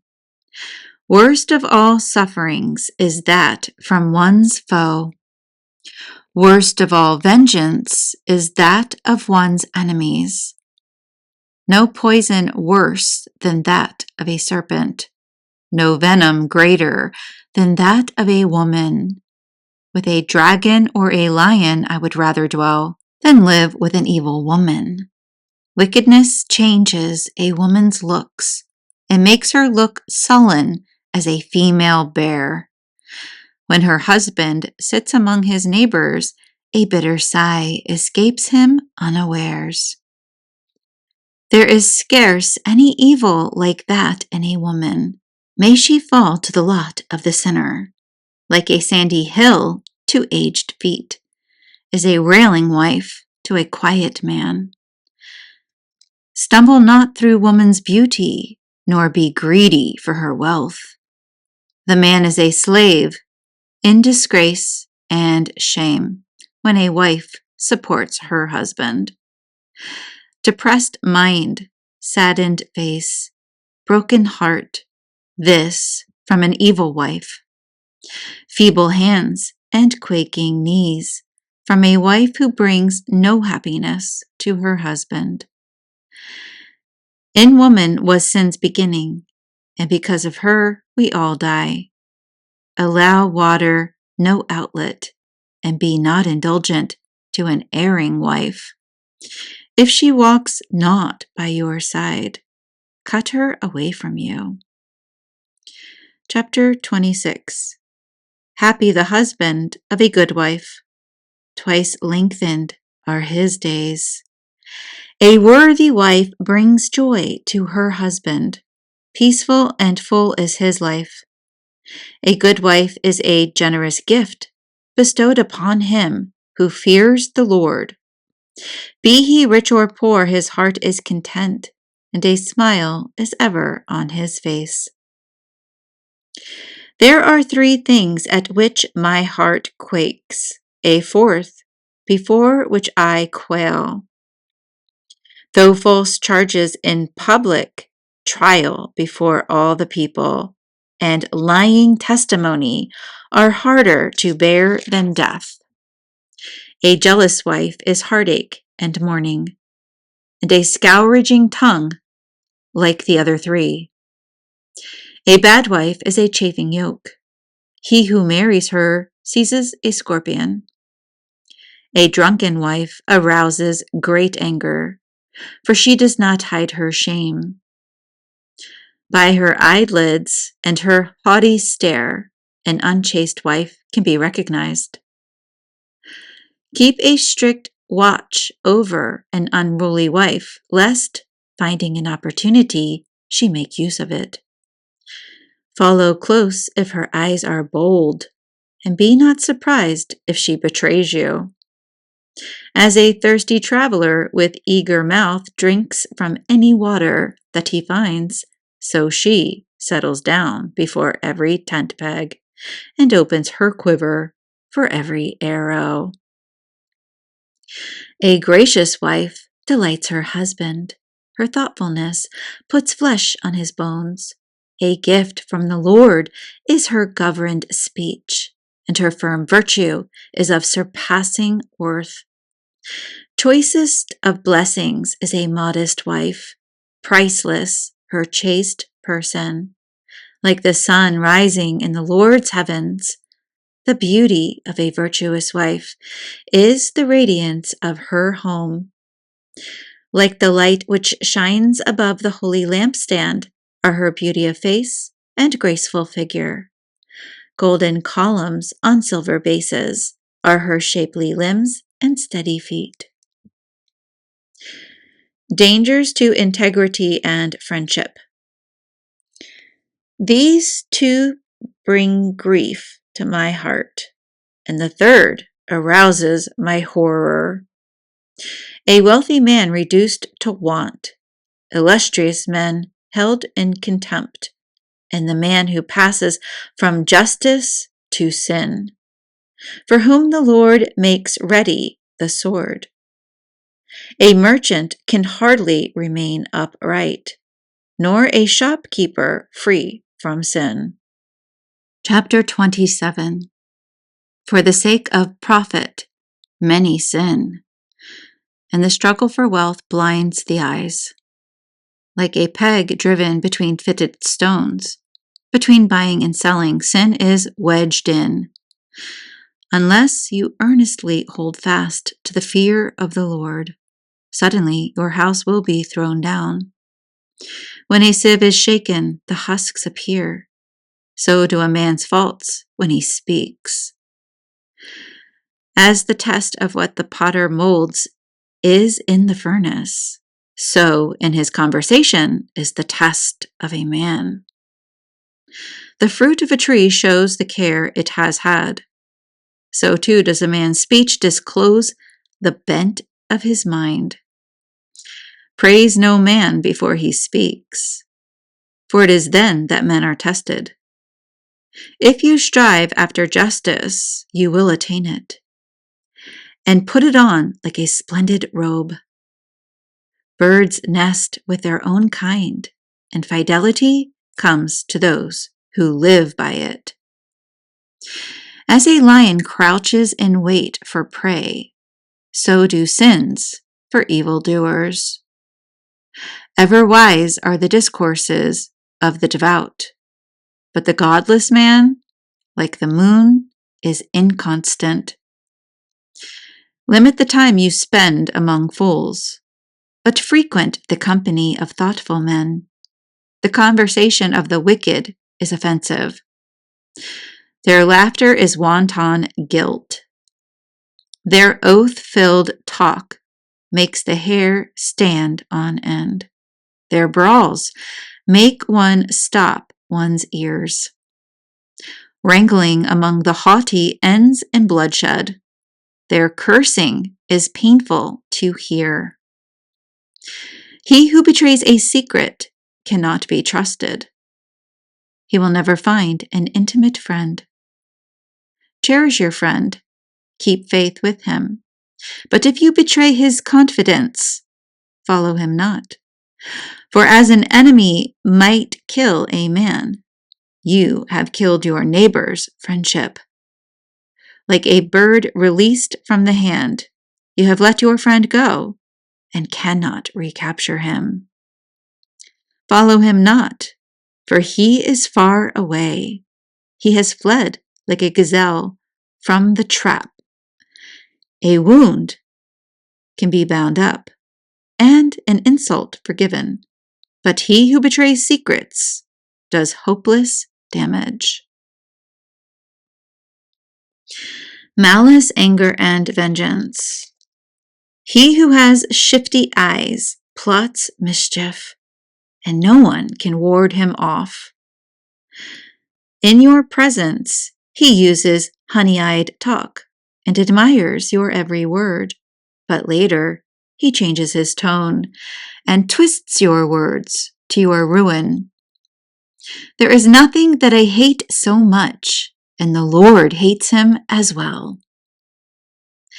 As a stone falls back on him who throws it up, so a blow struck in treachery injures more than one. And he who digs a pit falls into it, and he who lays a snare is caught in it. Whoever does harm will be involved in it without knowing how it came upon him. Mockery and abuse will be the lot of the proud, and vengeance lies in wait for them like a lion.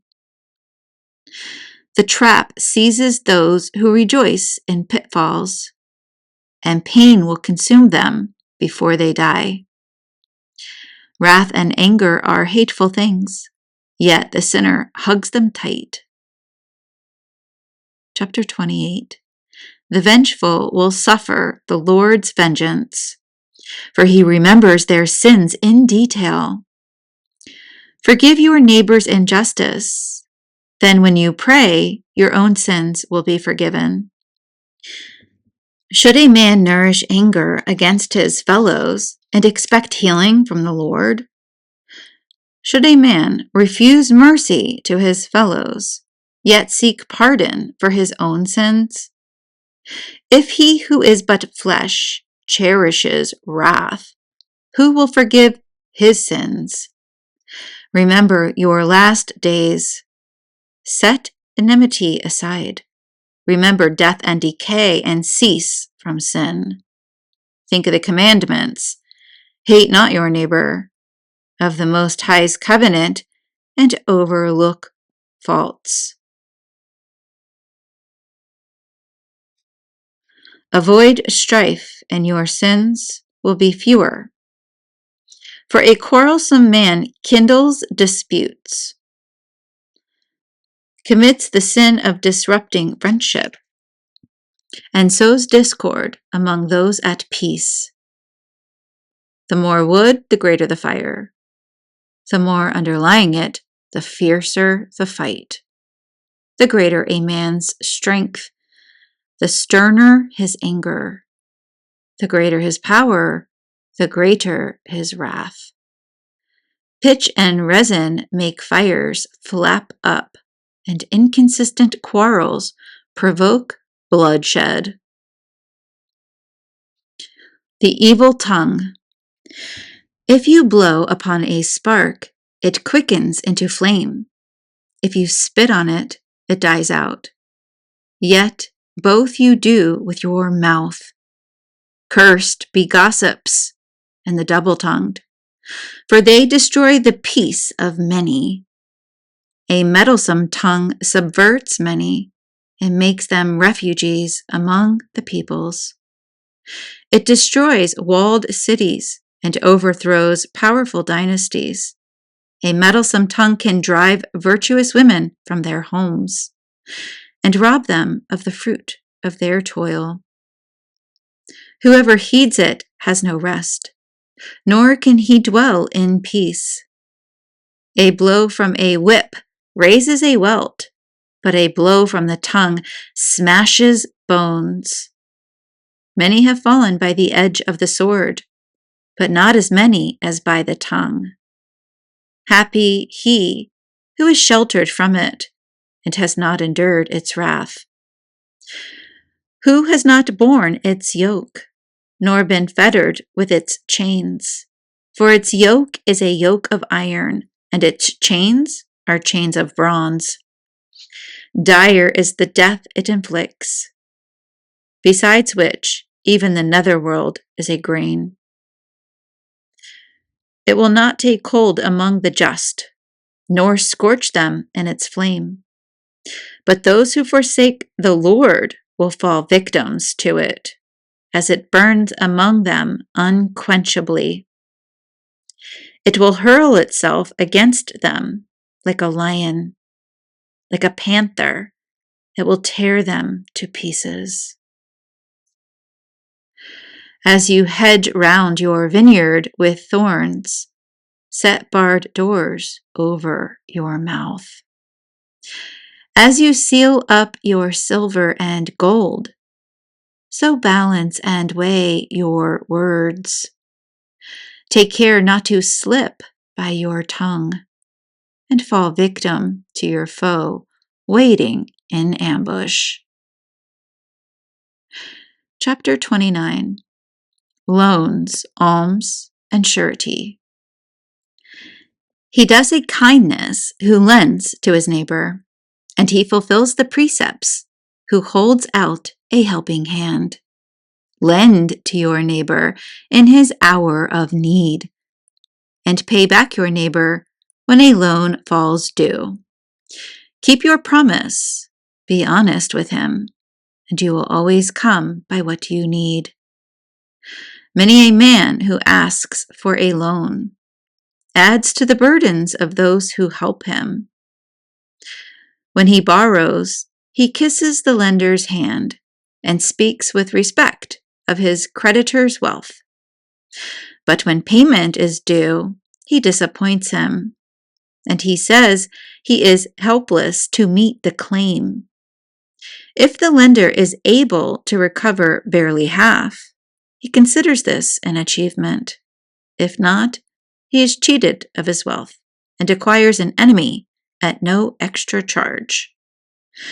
With curses and insults, the borrower pays him back with abuse instead of honor. Many refuse to lend not out of meanness, but from fear of being cheated. To a poor man, however, be generous. Keep him not waiting for your alms. Because of the precept, help the needy, and in their want, do not send them away empty-handed. Spend your money for your brother and friend, and hide it not under a stone to perish.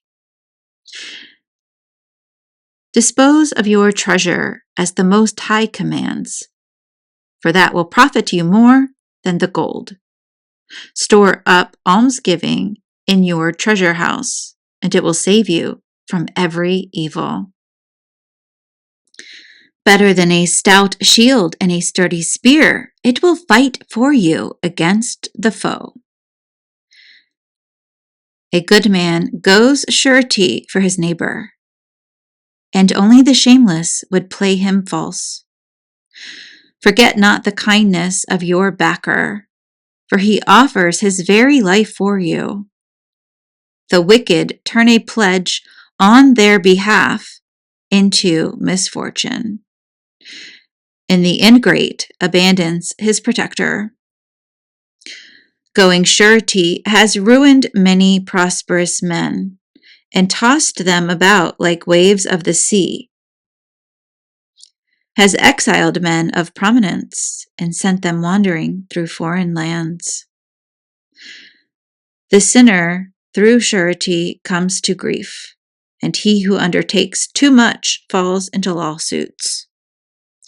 Go surety for your neighbor according to your means, but take care lest you fall thereby.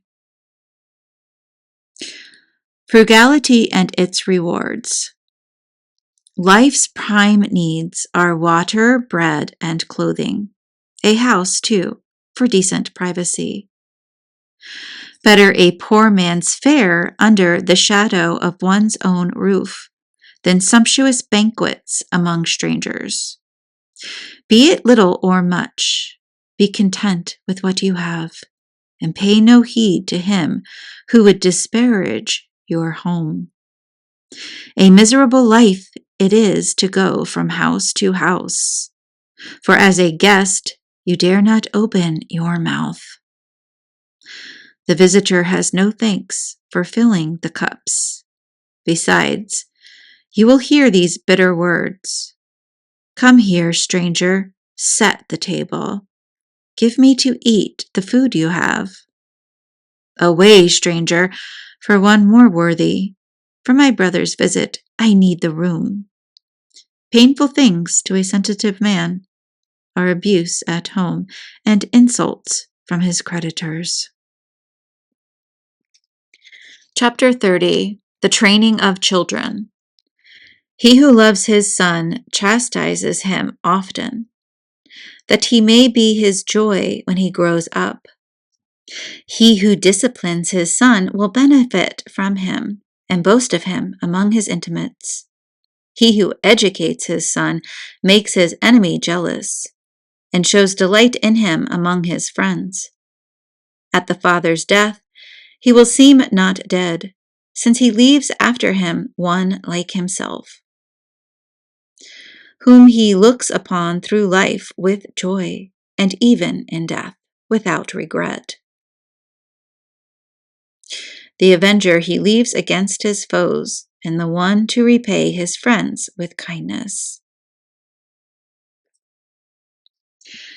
He who spoils his son will have wounds to bandage, and will quake inwardly at every outcry.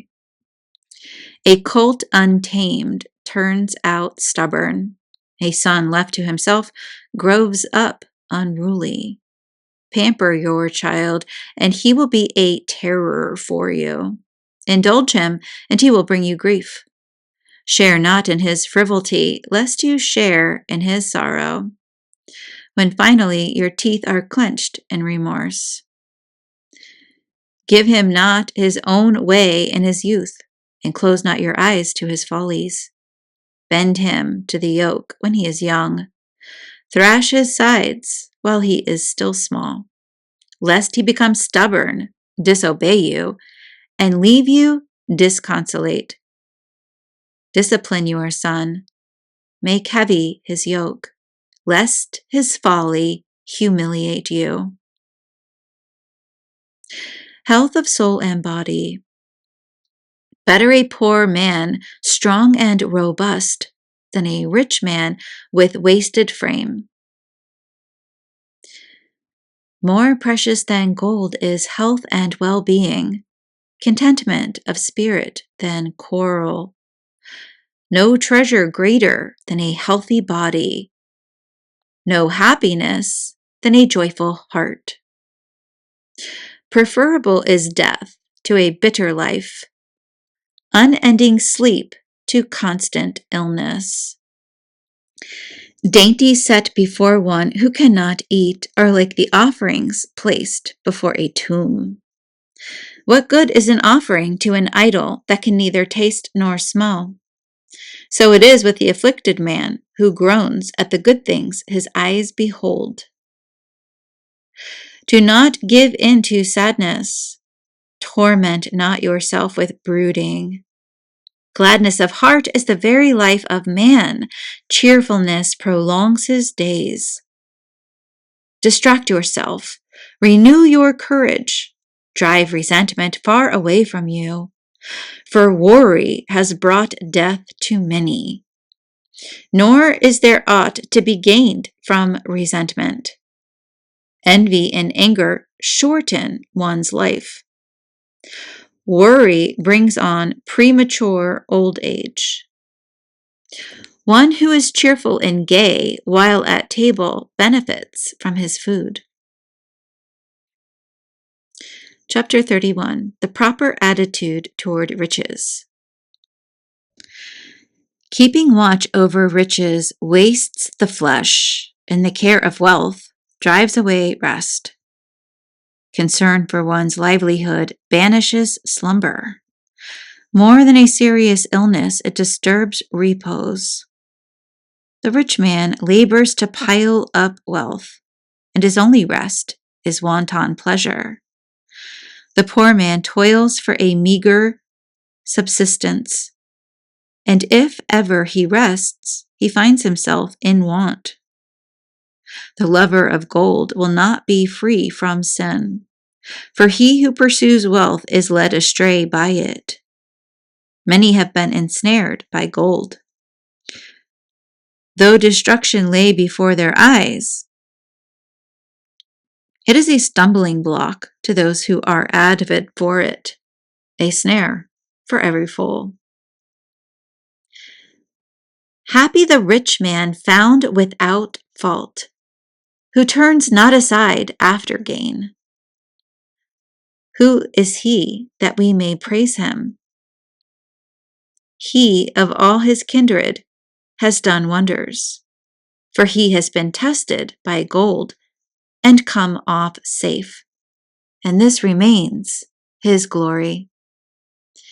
He could have sinned, but did not, could have done evil, but would not, so that his possessions are secure, and the assembly recounts his praises. Table etiquette. If you are dining with a great man, bring not a greedy gullet to his table, nor cry out, "How much food is there here?" Remember that gluttony is evil. No creature is greedier than the eye, therefore it weeps for any cause. Recognize that your neighbor feels as you do, and keep in mind your own dislikes. Toward what he eyes, do not put out your hand, nor reach when he does for the same dish. Behave at table like a favored guest, and be not greedy, lest you be despised. Be the first to stop, as befits good manners. Gorge not yourself, lest you give offense. If there are many with you at table, be not the first to reach out your hand. Does not a little suffice for a well-bred man? When he lies down, it is without discomfort. Distress and anguish and loss of sleep and restless tossing for the glutton. Moderate eating ensures sound slumber and a clear mind next day on rising. If perforce you have eaten too much, once you have emptied your stomach, you will have relief. Listen to me, my son, and scorn me not. Later, you will find my advice good. In whatever you do, be moderate, and no sickness will befall you. On a man generous with food, blessings are invoked, and this testimony to his goodness is lasting.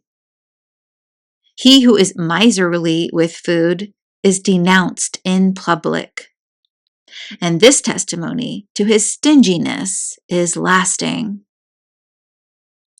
Let not wine drinking be the proof of your strength, for wine has been the ruin of many.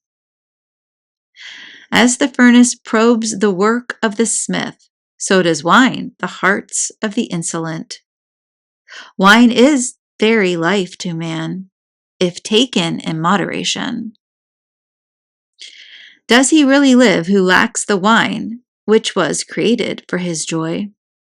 Joy of heart good cheer, and merriment are wine drunk freely at the proper time. Headache, bitterness, and disgrace is wine drunk amid anger and strife. More and more, wine is a snare for the fool. It lessens his strength and multiplies his wounds.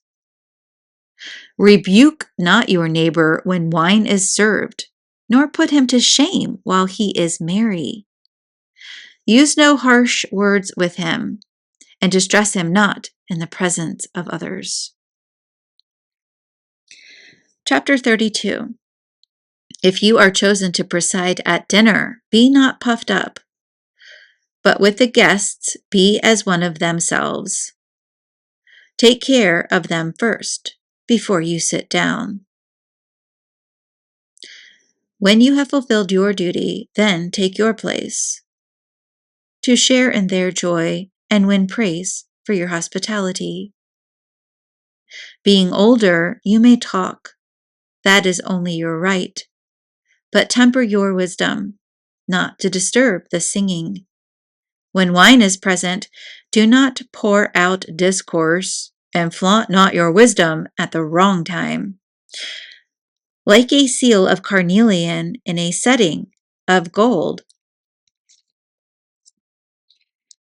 is a concert when wine is served. Like a gold mounting with an emerald seal is string music with delicious wine.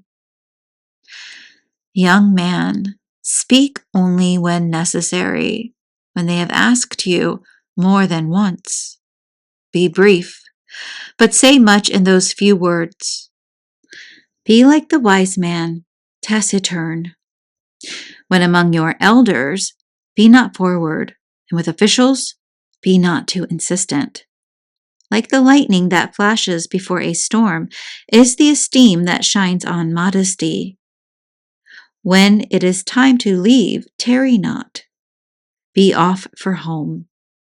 There take your ease, and there enjoy doing as you wish, but without sin or words of pride. Above all, give praise to your Creator, who showers his favors upon you. The providence of God. He who would find God must accept discipline, for he who seeks him obtains his request. He who studies the law masters it, but the hypocrites find it a trap. His judgment is sound who fears the Lord. Out of obscurity, he draws forth a clear plan. The sinner turns aside reproof and distorts the law to suit his purpose. The thoughtful man will not neglect direction. The proud and insolent man is deterred by nothing. Do nothing without counsel, and then you need have no regrets. Go not on a way that is set with snares, and let not the same thing trip you twice. Be not too sure even of smooth roads. Be careful on all your paths. Whatever you do, be on your guard, for in this way you will keep the commandments. He who keeps the law preserves himself, and he who trusts in the Lord shall not be put to shame. Chapter 23. No evil can harm the man who fears the Lord. Through trials again and again he is safe. He who hates the law is without wisdom, and is tossed about like a boat in a storm. The prudent man trusts in the word of the Lord, and the law is dependable for him as a divine oracle. Prepare your words, and you will be listened to. Draw upon your training, and then give your answer. Like the wheel of a cart is the mind of a fool. His thoughts revolve in circles. A fickle friend is like the stallion that neighs, no matter who the rider. Why is one day more important than another, when it is the sun that lights up every day? It is due to the Lord's wisdom that they differ. It is through him the seasons and feasts come and go. Some he dignifies and sanctifies, and others he lists as ordinary days. So too all men are of clay. For from earth man was formed. Yet with his great knowledge the Lord makes men unlike. In different paths he has them walk. Some he blesses and makes great. Some he sanctifies and draws to himself. Others he curses and brings low, and expels them from their place. Like clay in the hands of a potter, to be molded according to his pleasure, so are men in the hands of their Creator, to be assigned by him their function. As evil contrasts with good and death with life, so are sinners in contrast with the just. See now all the works of the Most High. They come in pairs, the one the opposite of the other. Now I am the last to keep vigil, like a gleaner after the vintage, since by the Lord's blessing I have made progress, till like a vintager I have filled my winepress. I would inform you that not for myself only have I toiled, but for every seeker after wisdom.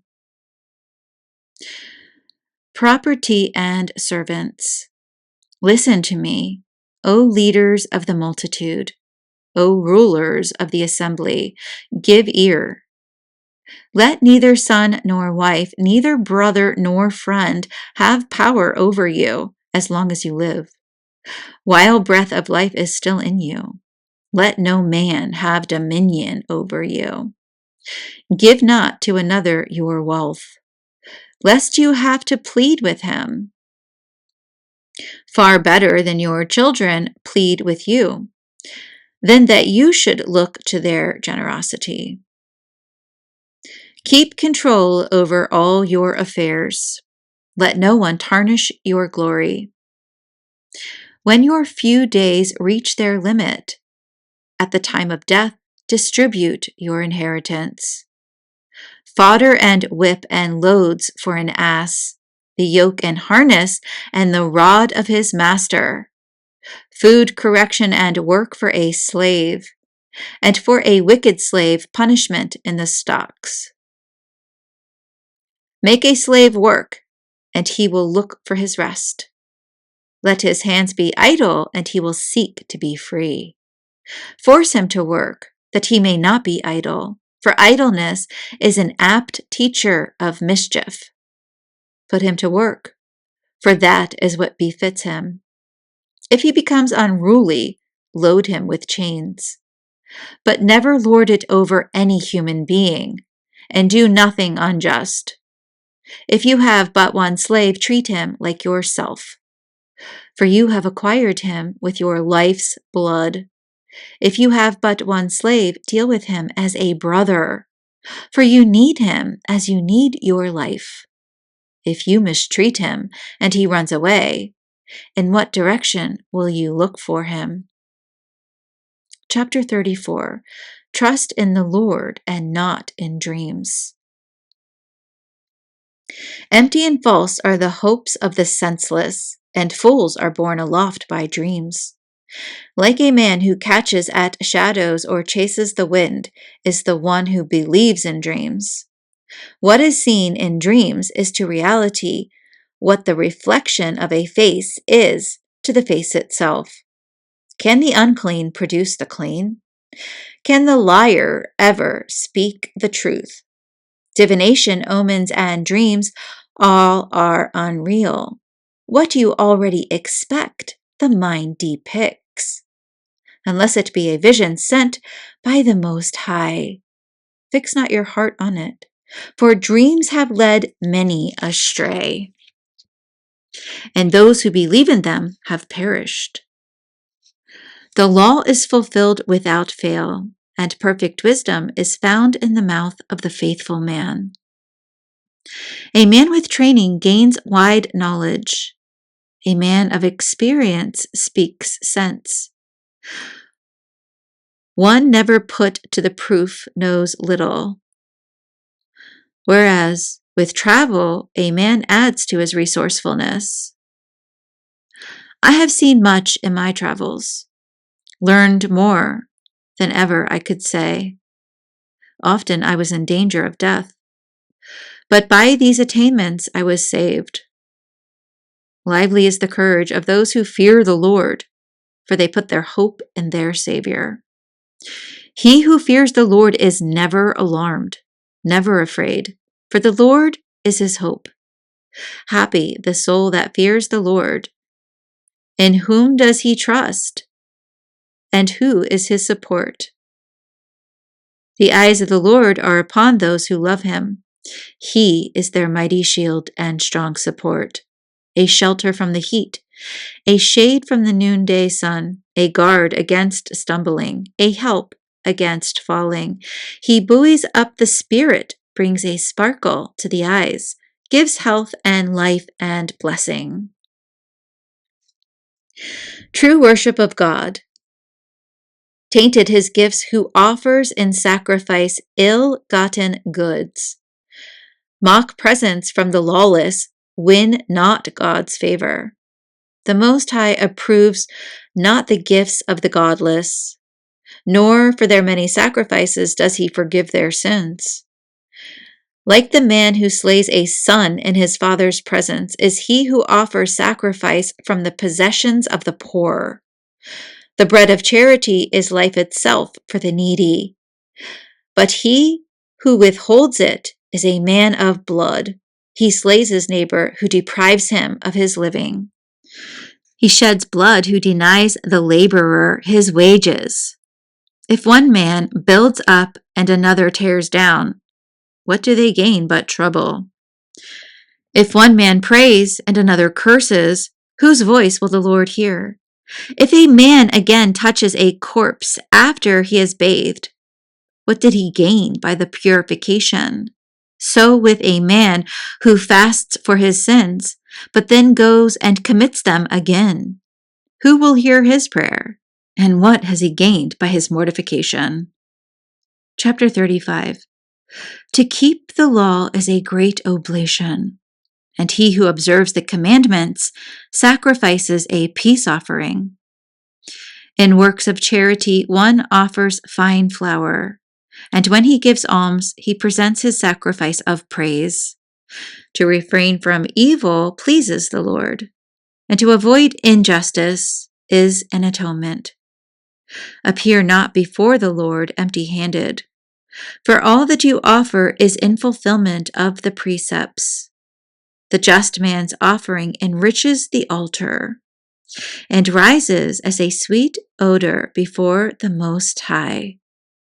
The just man's sacrifice is most pleasing, nor will it ever be forgotten. In generous spirit, pay homage to the Lord. Be not sparing of free will gifts. With each contribution, show a cheerful countenance, and pay your tithes in a spirit of joy. Give to the Most High as he has given to you, generously according to your means. For the Lord is one who always repays, and he will give back to you sevenfold. But offer no bribes. These he does not accept. Trust not in sacrifice of the fruits of extortion, for he is a God of justice, who knows no favorites. Though not unduly partial toward the weak, yet he hears the cry of the oppressed. He is not deaf to the wail of the orphan, nor to the widow when she pours out her complaint. Do not the tears that stream down her cheek cry out against him that causes them to fall. He who serves God willingly is heard. His petition reaches the heavens. The prayer of the lowly pierces the clouds. It does not rest till it reaches its goal. nor will it withdraw till the Most High responds, judges justly, and affirms the right. God indeed will not delay, and like a warrior will not be still, till he breaks the back of the merciless and wreaks vengeance upon the proud, till he destroys the haughty root and branch and smashes the scepter of the wicked, till he requites mankind according to its deeds and repays men according to their thoughts, till he defends the cause of his people and gladdens them by his mercy. Welcome is his mercy in time of distress, as rain clouds in time of drought. Chapter 36, A Prayer for God's People. Come to our aid, O God of the universe, and put all the nations in dread of you. Raise your hand against the heathen, that they may realize your power. As you have used us to show them your holiness, so now use them to show us your glory. Thus they will know, as we know, that there is no God but you. Give new signs and work new wonders. Show forth the splendor of your right hand and arm. Rouse your anger, pour out wrath, humble the enemy, scatter the foe, hasten the day, bring on the time, crush the heads of the hostile rulers. Let raging fire consume the fugitive, and your people's oppressors meet destruction. Gather all the tribes of Jacob, that they may inherit the land as of old. Show mercy to the people called by your name, Israel, whom you named your firstborn. Take pity on your holy city, Jerusalem, your dwelling place. Fill Zion with your majesty, your temple with your glory. Give evidence of your deeds of old. Fulfill the prophecies spoken in your name. Reward those who have hoped in you, and let your prophets be proved true. Hear the prayer of your servants, for you are ever gracious to your people. Thus it will be known to the very ends of the earth that you are the eternal God. Choice of associates. The throat can swallow any food, yet some foods are more agreeable than others. As the palate tests meat by its savor, so does a keen mind insincere words. A deceitful character causes grief, but an experienced man can turn the tables on him. Though any man may be accepted as a husband, yet one girl will be more suitable than another. A woman's beauty makes her husband's face light up, for it surpasses all else that charms the eye. And if besides her speech is kindly, his lot is beyond that of mortal men.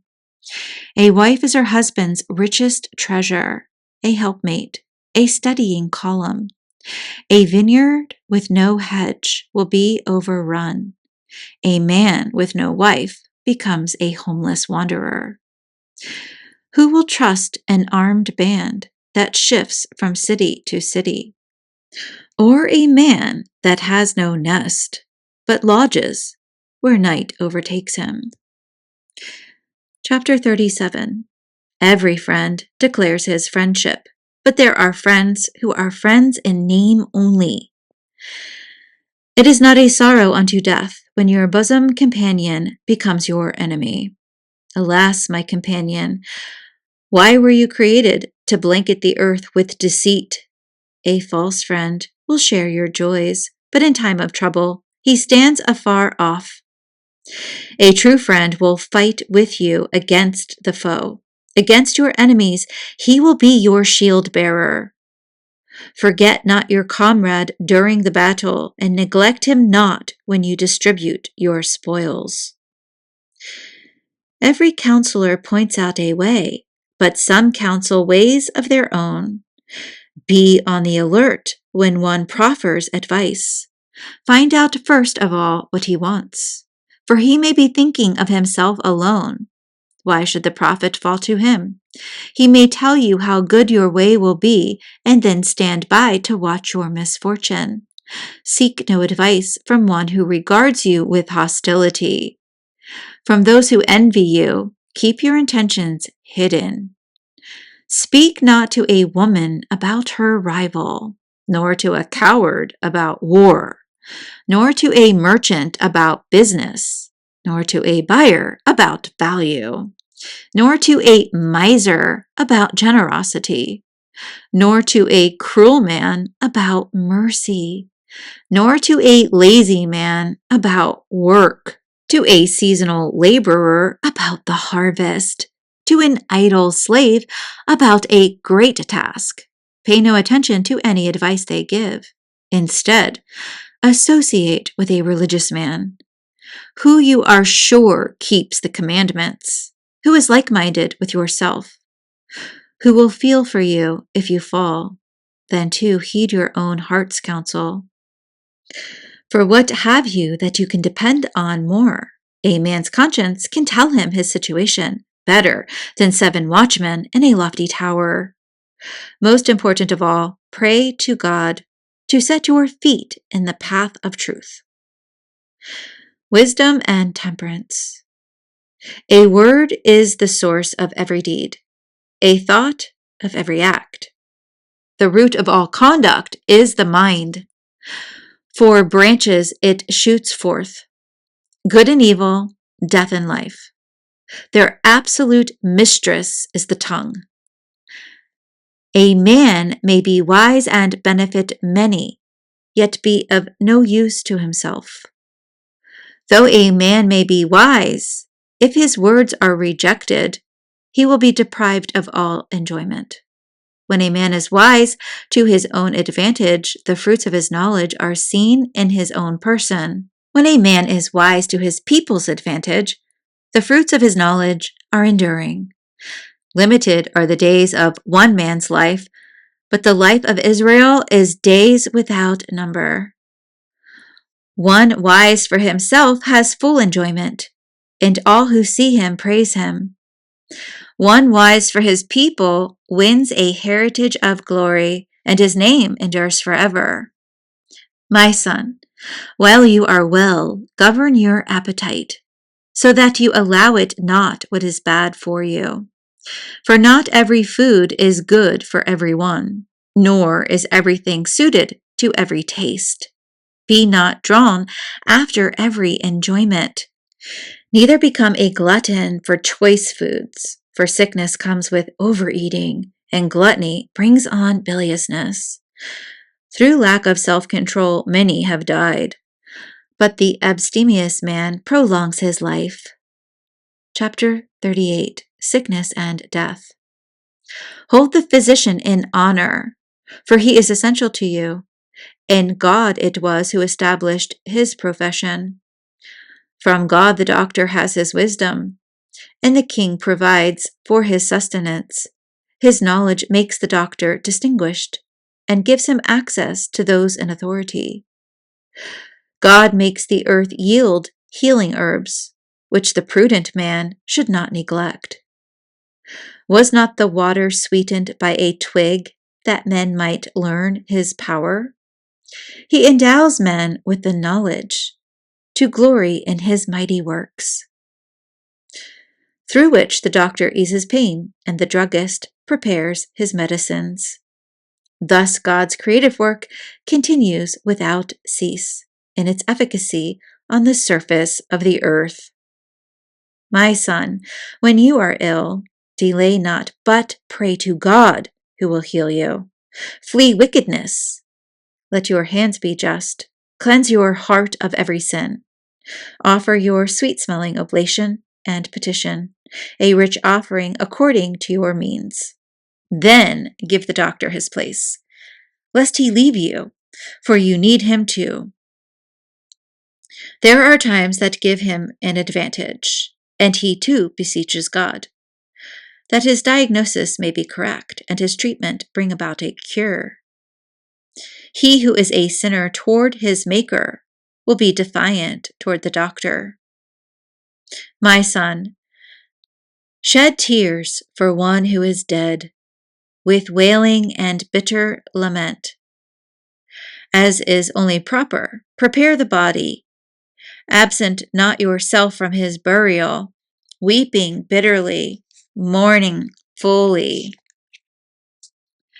Pay your tribute of sorrow as he deserves, 1 or 2 days to prevent gossip. Then compose yourself after your grief, for grief can bring on an extremity, and heartache destroy one's health. Turn not your thoughts to him again. Cease to recall him. Think rather of the end. Recall him not, for there is no hope of his return. It will not help him, but will do you harm. Remember that his fate will also be yours. For him it was yesterday, for you today. With the departed dead, let memory fade. Rally your courage once the soul has left. Vocations of the craftsman and the scribe. The scribe's profession increases his wisdom. Whoever is free from toil can become a wise man. How can he become learned who guides the plow, who thrills in wielding the goad like a lance, who guides the ox and urges on the bullock, and whose every concern is for cattle? His care is for plowing furrows, and he keeps a watch on the beasts in the stalls. So with every engraver and designer who, laboring night and day, fashions carved seals, and whose concern is to vary the pattern. His care is to produce a vivid impression, and he keeps watch till he finishes his design. So with the smith standing near his anvil, forging crude iron, the heat from the fire sears his flesh, yet he toils away in the furnace heat. The clang of the hammer deafens his ears. His eyes are fixed on the tool he is shaping. His care is to finish his work, and he keeps watch till he perfects it in detail. So with the potter, sitting at his labor, revolving the wheel with his feet, he is always concerned for his products, and turns them out in quantity. With his hands he molds the clay, and with his feet softens it. His care is for proper coloring, and he keeps watch on the fire of his kiln. All these men are skilled with their hands, each one an expert at his own task. Without them, no city could be lived in, and wherever they stay, they need not hunger. They do not occupy the judge's bench, nor are they prominent in the assembly. They set forth no decisions or judgments, nor are they found among the rulers. Yet they maintain God's ancient handiwork, and their concern is for the exercise of their skill. Chapter 39. How different the man who devotes himself to the study of the law of the Most High. He explores the wisdom of the men of old, and occupies himself with the prophecies. He treasures the discourses of famous men and goes to the heart of involved sayings. He studies obscure parables and is busied with the hidden meanings of the sages. He is in attendance on the great and has entrance to the ruler. He travels among the peoples of foreign lands to learn what is good and evil among men. His care is to seek the Lord, his Maker, to petition the Most High, to open his lips in prayer, to ask pardon for his sins. Then, if it pleases the Lord Almighty, he will be filled with the spirit of understanding. He will pour forth his words of wisdom, and in prayer give thanks to the Lord. Who will direct his knowledge and his counsel as he meditates upon his mysteries? He will show the wisdom of what he has learned, and the glory in the law of the Lord's covenant. Many will praise his understanding. His fame can never be effaced. Unfading will be his memory. Through all generations his name will live. People will speak of his wisdom, and in assembly sing his praises. While he lives, he is one out of 1,000. And when he dies, his renown will not cease. Praise of God the Creator. Once more I will set forth my theme, to shine like the moon in its fullness. Listen, my faithful children, open up your petals, like roses planted near running waters. Send up the sweet odor of incense. Break forth and blossom like the lily. Send up the sweet odor of your hymn of praise. Bless the Lord for all he has done. Proclaim the greatness of his name. Loudly sing his praises. With music on the harp and all stringed instruments, sing out with joy as you proclaim. The works of God are all of them good. In its own time, every need is supplied. At his word, the waters become still as in a flask. He had but to speak, and the reservoirs were made. He has but to command, and his will is done. Nothing can limit his achievement. The works of all mankind are present to him. Not a thing escapes his eye. His gaze spans all the ages. To him, there is nothing unexpected. No cause then to say, what is the purpose of this? Everything is chosen to satisfy a need. His blessing overflows like the Nile. Like the Euphrates, it enriches the surface of the earth. Again, his wrath expels the nations and turns fertile land into a salt marsh. For the virtuous, his paths are level. To the haughty, they are steep. Good things for the good he provided from the beginning, but for the wicked, good things and bad. Chief of all needs for human life are water and fire, iron and salt, the heart of the wheat, milk and honey, the blood of the grape, and oil and cloth. For the good, all these are good, but for the wicked, they turn out evil. There are storm winds created to punish, which in their fury can dislodge mountains. When destruction must be, they hurl all their force and appease the anger of their Maker. In his treasury also, kept for the proper time, are fire and hail, famine, disease, ravenous beasts, scorpions, vipers, and the avenging sword, to exterminate the wicked. In doing his bidding they rejoice, and their assignment they disobey not his command. So from the first I took my stand, and wrote down as my theme, the works of God are all of them good, every need when it comes he fills. No cause then to say, this is not as good as that, for each shows its worth at the proper time. So now with full joy of heart proclaim and bless the name of the Holy One. Chapter 40, Joys and Miseries of Life. A great anxiety has God allotted, and a heavy yoke to the sons of men. From the day one leaves his mother's womb, to the day he returns to the mother of all the living. His thoughts, the fear in his heart, and his troubled forebodings, till the day he dies, whether he sits on a lofty throne, or grovels in dust and ashes, whether he bears a splendid crown, or is wrapped in the coarest of cloaks, are of wrath and envy, trouble and dread, terror of death, fury and strife. Even when he lies on his bed to rest, his cares at night disturb his sleep. So short is his rest, it seems like none, till in his dreams he struggles as he did by day, terrified by what his mind's eye sees, like a fugitive being pursued.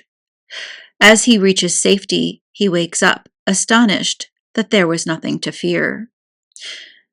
So it is with all flesh, with man and with beast, but for sinners 7 times more. Plague and bloodshed, wrath and the sword, plunder and ruin, famine and death. For the wicked, these were created evil, and it is they who bring on destruction. All that is of earth returns to earth, and what is from above returns above. All that comes from bribes or injustice will be wiped out, but loyalty remains for ages. Wealth out of wickedness is like a wadi in spate, like a mighty stream with lightning and thunder, which in its rising rolls along the stones, but suddenly, once and for all, comes to an end.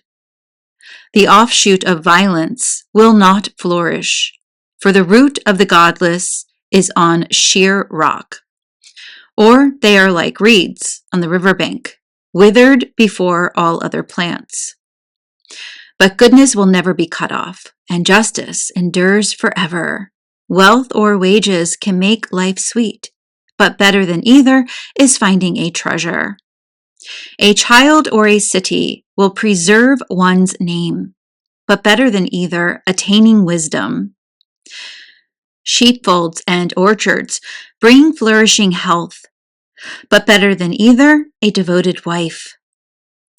Wine and music delight the soul, but better than either, conjugal love. The flute and the harp offer sweet melody, but better than either, a voice that is true. Charm and beauty delight the eye, but better than either, the flowers of the field. A friend, a neighbor are timely guides, but better than either, a prudent wife. A brother, a helper for times of stress, but better than either, charity that rescues. Gold and silver make one's way secure, but better than either, sound judgment. Wealth and vigor build up confidence, but better than either, fear of God. Fear of the Lord leaves nothing wanting. He who has it need seek no other support. The fear of God is a paradise of blessings, its canopy all that is glorious. My son, live not the life of a beggar. Better to die than to beg. When one has to look to another's table, his life is not really a life. His neighbor's delicacies bring revulsion of spirit to one who understands inward feelings. In the mouth of the shameless, man begging is sweet, but within him it burns like fire. Chapter 41. O death, how bitter the thought of you! For the man at peace amid his possessions, for the man unruffled and always successful, who still can enjoy life's pleasures. O death, how welcome your sentence to the weak man of failing strength, tottering and always rebuffed, with no more sight, with vanished hope. Fear not death's decree for you. Remember, it embraces those before you and those after. Thus God has ordained for all flesh. Why then should you reject the will of the Most High? Whether one has lived 1,000 years, 100, or 10, in the netherworld he has no claim on life. A reprobate line are the children of sinners, and witless offspring are in the homes of the wicked. Their dominion is lost to sinners' children, and reproach abides with their descendants. Children curse their wicked father, for they suffer disgrace through him. Woe to you, O sinful men, who forsake the law of the Most High. If you have children, calamity will seize them. You will beget them only for groaning. When you stumble, there is lasting joy. At death, you become a curse. Whatever is of naught returns to naught. So too the godless from void to void. Man's body is a fleeting thing, but a virtuous name will never be annihilated. Have a care for your name, for it will stand by you, better than precious treasures in the thousands. The boon of life is for limited days, but a good name for days without number. True and false shame. My children, heed my instruction about shame. Judge of disgrace only according to my rules. For it is not always well to be ashamed, nor is it always the proper thing to blush. Before father and mother, be ashamed of immorality.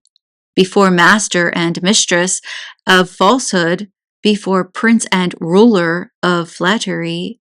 Before the public assembly, of crime. Before friend and companion, of disloyalty, and of breaking an oath or an agreement.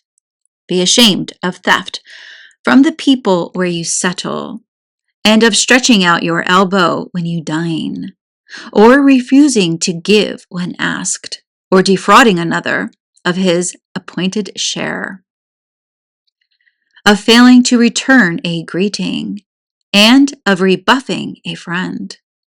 Of gazing at a married woman, and of entertaining thoughts about another's wife. Of trifling with a servant girl you have, and of violating her couch. Of using harsh words with friends, and of following up your gifts with insults. Of repeating what you hear, and of betraying secrets.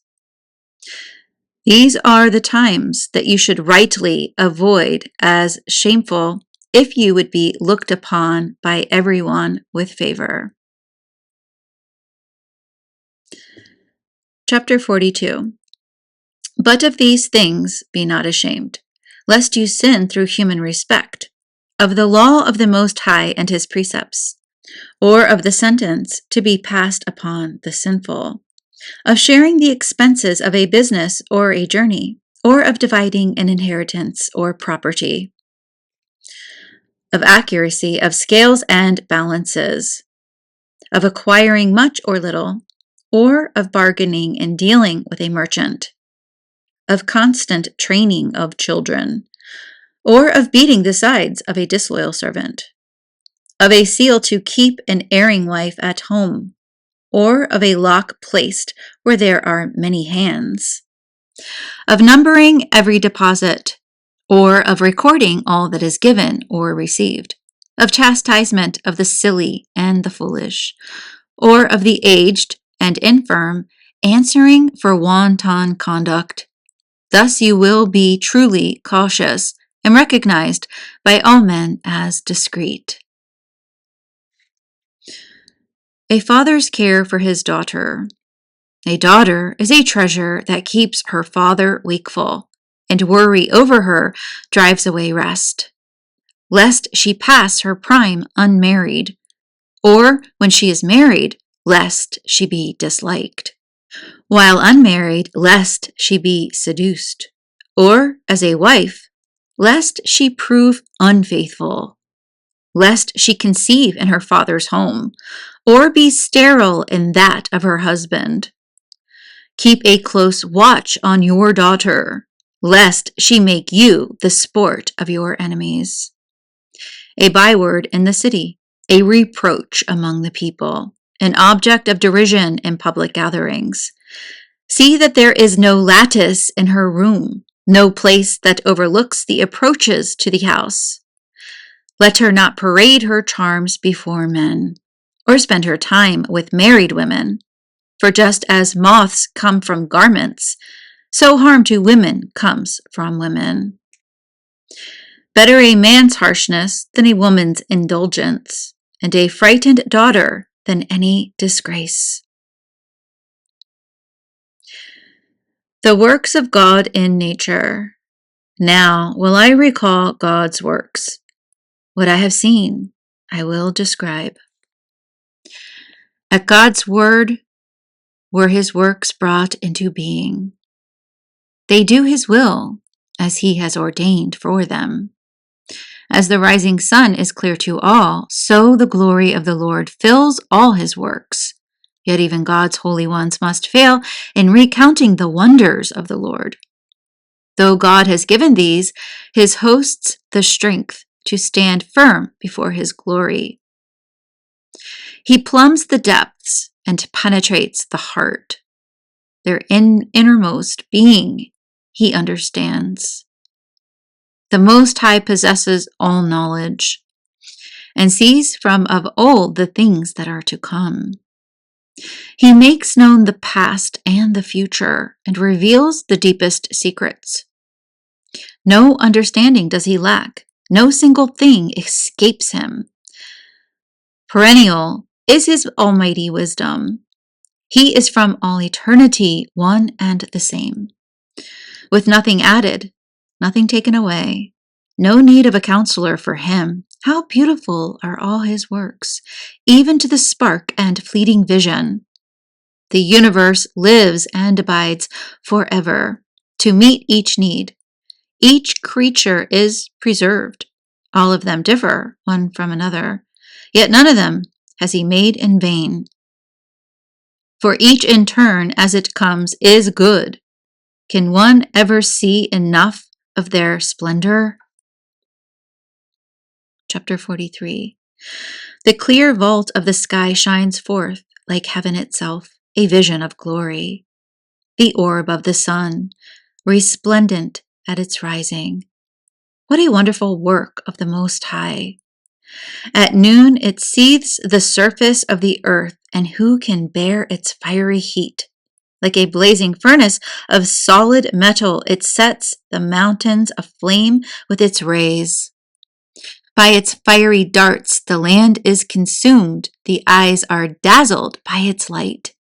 Great indeed is the Lord who made it, at whose orders it urges on its steeds. The moon, too, that marks the changing times, governing the seasons, their lasting sign, by which we know the feast days and fixed dates. This light giver, which wanes in its course, as its name says, each month it renews itself. How wondrous in this change! The beauty and glory of the heavens are the stars that adorn with their sparkling the heights of God, at whose command they keep their place and never relax in their vigils. A weapon against the floodwaters stored on high, lighting up the firmament by its brilliance.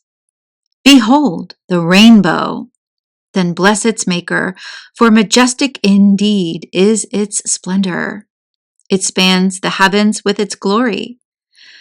This bow bent by the mighty hand of God.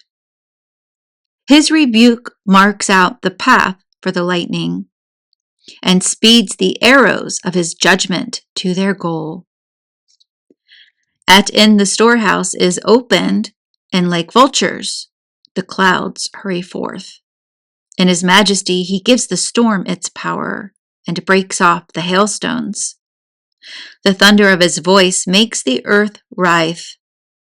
Before his might, the mountains quake. A word from him drives on the south wind, the angry north wind, the hurricane, and the storm. He sprinkles the snow like fluttering birds. It comes to settle like swarms of locusts. Its shining whiteness blinds the eyes. The mind is baffled by its steady fall. He scatters frost like so much salt. It shines like blossoms on the thorn bush. Cold northern blasts he sends that turn the ponds to lumps of ice. He freezes over every body of water and clothes each pool with a coat of mail. When the mountain growth is scorched with heat, and the flowering plains as though by flames, the dripping clouds restore them all, and the scattered dew enriches the parched land. His is the plan that calms the deep and plants the islands in the sea. Those who go down to the sea tell part of its story, and when we hear them, we are thunderstruck. In it are his creatures, stupendous, amazing, all kinds of life, and the monsters of the deep. For him each messenger succeeds, and at his bidding accomplishes his will. More than this we need not add. Let the last word be, He is all in all. Let us praise him the more, since we cannot fathom him. For greater is he than all his works. Awful indeed is the Lord's majesty, and wonderful is his power.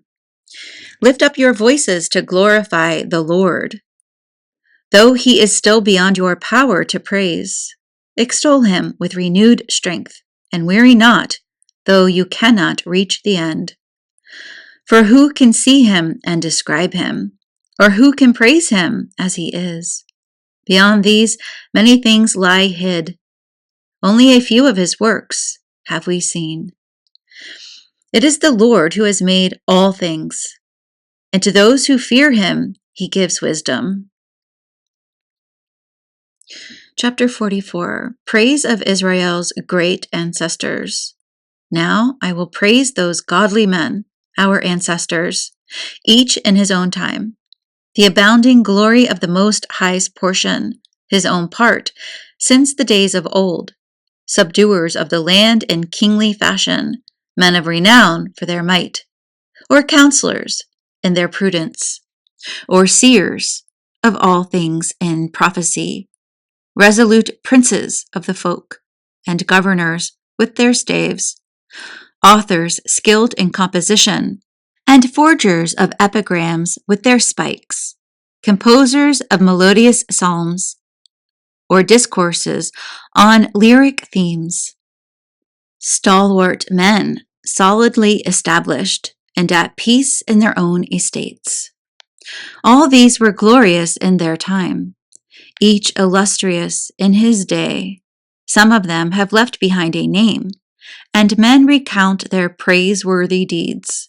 But of others there is no memory, for when they ceased, and they are as though they had not lived, they and their children after them. Yet these also were godly men, whose virtues have not been forgotten. Their wealth remains in their families, their heritage with their descendants. Through God's covenant with them, their family endures, their posterity for their sake. And for all time, their progeny will endure. Their glory will never be blotted out. Their bodies are peacefully laid away, but their names live on and on. At gatherings, their wisdom is retold, and the assembly proclaims their praise.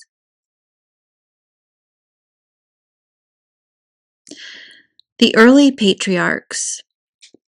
Enoch walked with the Lord and was taken up, that succeeding generations might learn by his example.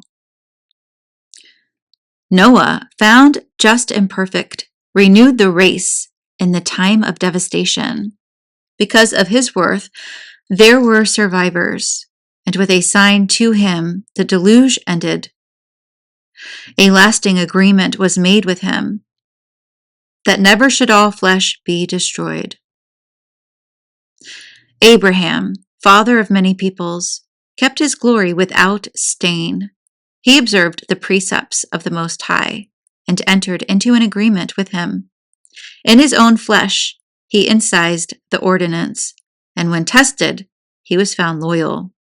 For this reason, God promised him with an oath that in his descendants the nations would be blessed, that he would make him numerous as the grains of dust, and exalt his posterity like the stars, that he would give them an inheritance from sea to sea, and from the river to the ends of the earth.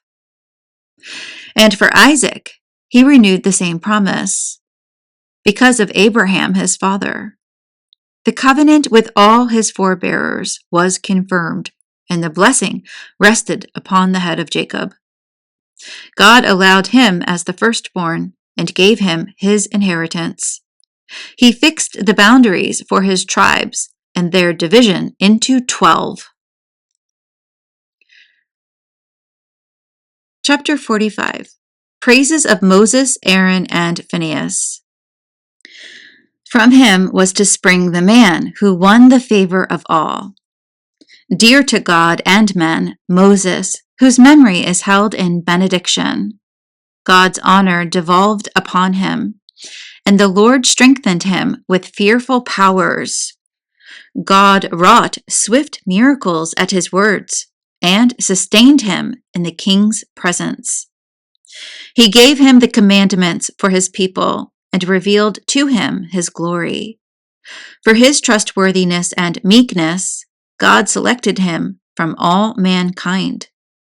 He permitted him to hear his voice, and led him into the cloud, where face to face he gave him the commandments, the law of life and understanding, that he might teach his precepts to Jacob, his judgments and decrees to Israel. He raised up also, like Moses in holiness, his brother Aaron, of the tribe of Levi. He made him perpetual in his office when he bestowed on him the priesthood of his people. He established him in honor and crowned him with lofty majesty. He clothed him with splendid apparel and adorned him with the glorious vestments, breeches and tunic and robe with pomegranates around the hem, and a rustle of bells round about, through whose pleasing sound at each step he would be heard within the sanctuary, and the children of his race would be remembered. The sacred vestments of gold, of violet, and of crimson, wrought with embroidery, the breastpiece for decision, the ephod and the cincture with scarlet yarn, the work of the weaver, precious stones with seal engravings and golden settings, the work of the jeweler, to commemorate, in incised letters, each of the tribes of Israel. On his turban the diadem of gold, its plate wrought with the insignia of holiness. Majestic, glorious, renowned for splendor, a delight to the eyes, beauty supreme. Before him no one was adorned with these, nor may they ever be worn by any except his sons and them alone. Generation after generation for all time. His cereal offering is wholly burnt with the established sacrifice twice each day. For Moses ordained him and anointed him with the holy oil, in a lasting covenant with him and with his family, as permanent as the heavens, that he should serve God in his priesthood and bless his people in his name. He chose him from all mankind to offer holocausts and choice offerings, to burn sacrifices of sweet odor for a memorial, and to atone for the people of Israel. He gave to him his laws and authority to prescribe and to judge, to teach the precepts to his people, and the ritual to the descendants of Israel. Men of other families were inflamed against him, were jealous of him in the desert, the followers of Dathan and Abiram, and the band of Korah in their defiance. But the Lord saw this and became angry. He destroyed them in his burning wrath. He brought down upon them a miracle and consumed them with his flaming fire. Then he increased the glory of Aaron and bestowed upon him his inheritance. The sacred offerings he allotted to him, with the showbread as his portion. The oblations of the Lord are his food, a gift to him and his descendants. But he holds no land among the people, nor shares with them their heritage. For the Lord himself is his portion, his inheritance in the midst of Israel. Phinehas, too, the son of Eleazar, was the courageous third of his line. When zealous for the God of all, he met the crisis of his people, and, at the prompting of his noble heart, atoned for the children of Israel. Therefore, on him again God conferred the right in a covenant of friendship to provide for the sanctuary, so that he and his descendants should possess the high priesthood forever. For even his covenant with David, the son of Jesse and the tribe of Judah, was an individual heritage through one son alone. But the heritage of Aaron is for all his descendants. And now bless the Lord, who has crowned you with glory. May he grant you wisdom of heart to govern his people in justice, lest their welfare should ever be forgotten, or your authority throughout all time. Chapter 46, Joshua, Caleb, and the Judges. Valiant leader was Joshua, son of Nun, assistant to Moses in the prophetic office, formed to be, as his name implies, the great savior of God's chosen ones, to punish the enemy, and to win the inheritance for Israel. What glory was his when he raised his arm to brandish his javelin against the city, and who could withstand him when he fought the battles of the Lord? Did he not by his power stop the sun, so that one day became two? He called upon the Most High God when his enemies beset him on all sides. And God Most High gave answer to him in hailstones of tremendous power, which he rained down upon the hostile army, till on the slope he destroyed the foe, that all the doomed nations might know that the Lord was watching over his people's battles. And because he was a devoted follower of God and in Moses' lifetime showed himself loyal, he and Caleb, son of Jephunneh, when they opposed the rebel assembly, averted God's anger from the people and suppressed the wicked complaint. Because of this, they were the only two spared from the 600,000 infantry to lead the people into their inheritance, the land flowing with milk and honey. And the strength he gave to Caleb remained with him even in his old age, till he won his way onto the summits of the land. His family too received an inheritance, that all the people of Jacob might know how good it is to be a devoted follower of the Lord. The judges too, each one of them, whose hearts were not deceived, who did not abandon God. May their memory be ever blessed, their bones return to life from their resting place, and their names receive fresh luster in their children. Beloved of his people, dear to his Maker, dedicated from his mother's womb, consecrated to the Lord as a prophet, was Samuel, the judge and priest. At God's word he established the kingdom and anointed princes to rule the people. By the law of the Lord he judged the nation when he visited the encampments of Jacob. As a trustworthy prophet, he was sought out, and his words proved him true as a seer. He too called upon God and offered him a suckling lamb. Then the Lord thundered forth from heaven, and the tremendous roar of his voice was heard. He brought low the rulers of the enemy and destroyed all the lords of the Philistines. When Samuel approached the end of his life, he testified before the Lord and his anointed prince. No bribe or secret gift have I taken from any man, and no one dared gainsay him. Even when he lay buried, his guidance was sought. He made known to the king his fate, and from the grave he raised his voice as a prophet to put an end to wickedness. Chapter 47, Nathan, David, and Solomon. After him came Nathan, who served in the presence of David. Like the choice fat of the sacred offerings, so was David in Israel. He made sport of lions as though they were kids, and of bears like lambs of the flock. As a youth he slew the giant and wiped out the people's disgrace. When his hand let fly the sling stone that crushed the pride of Goliath, since he called upon the Most High God, who gave strength to his right arm to defeat the skilled warrior and raise up the might of his people. Therefore, the women sang his praises and ascribed to him tens of thousands.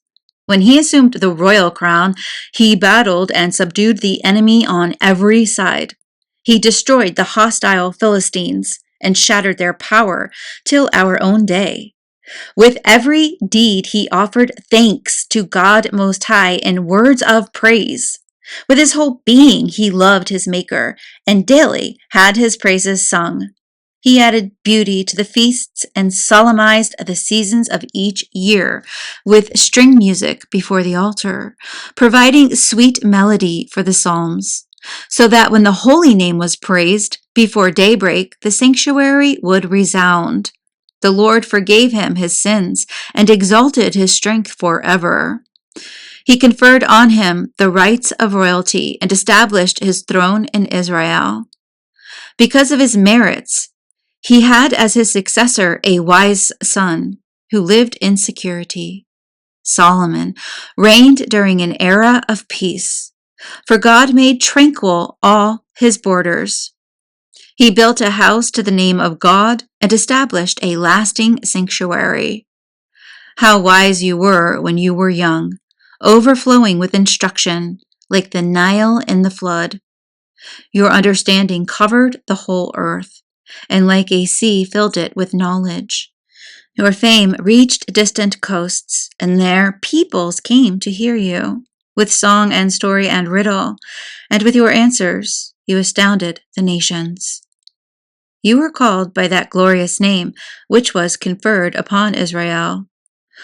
Gold you gathered like so much iron. You heaped up silver as though it were lead. But you abandoned yourself to women and gave them dominion over your body.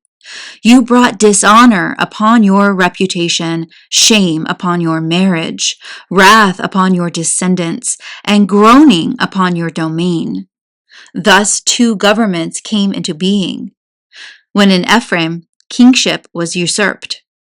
But God did not withdraw his mercy, nor permit even one of his promises to fail. He does not uproot the posterity of his chosen one, nor destroy the offspring of his friend. So he gave to Jacob a remnant, to David a root from his own family. Solomon finally slept with his fathers and left behind him one of his sons.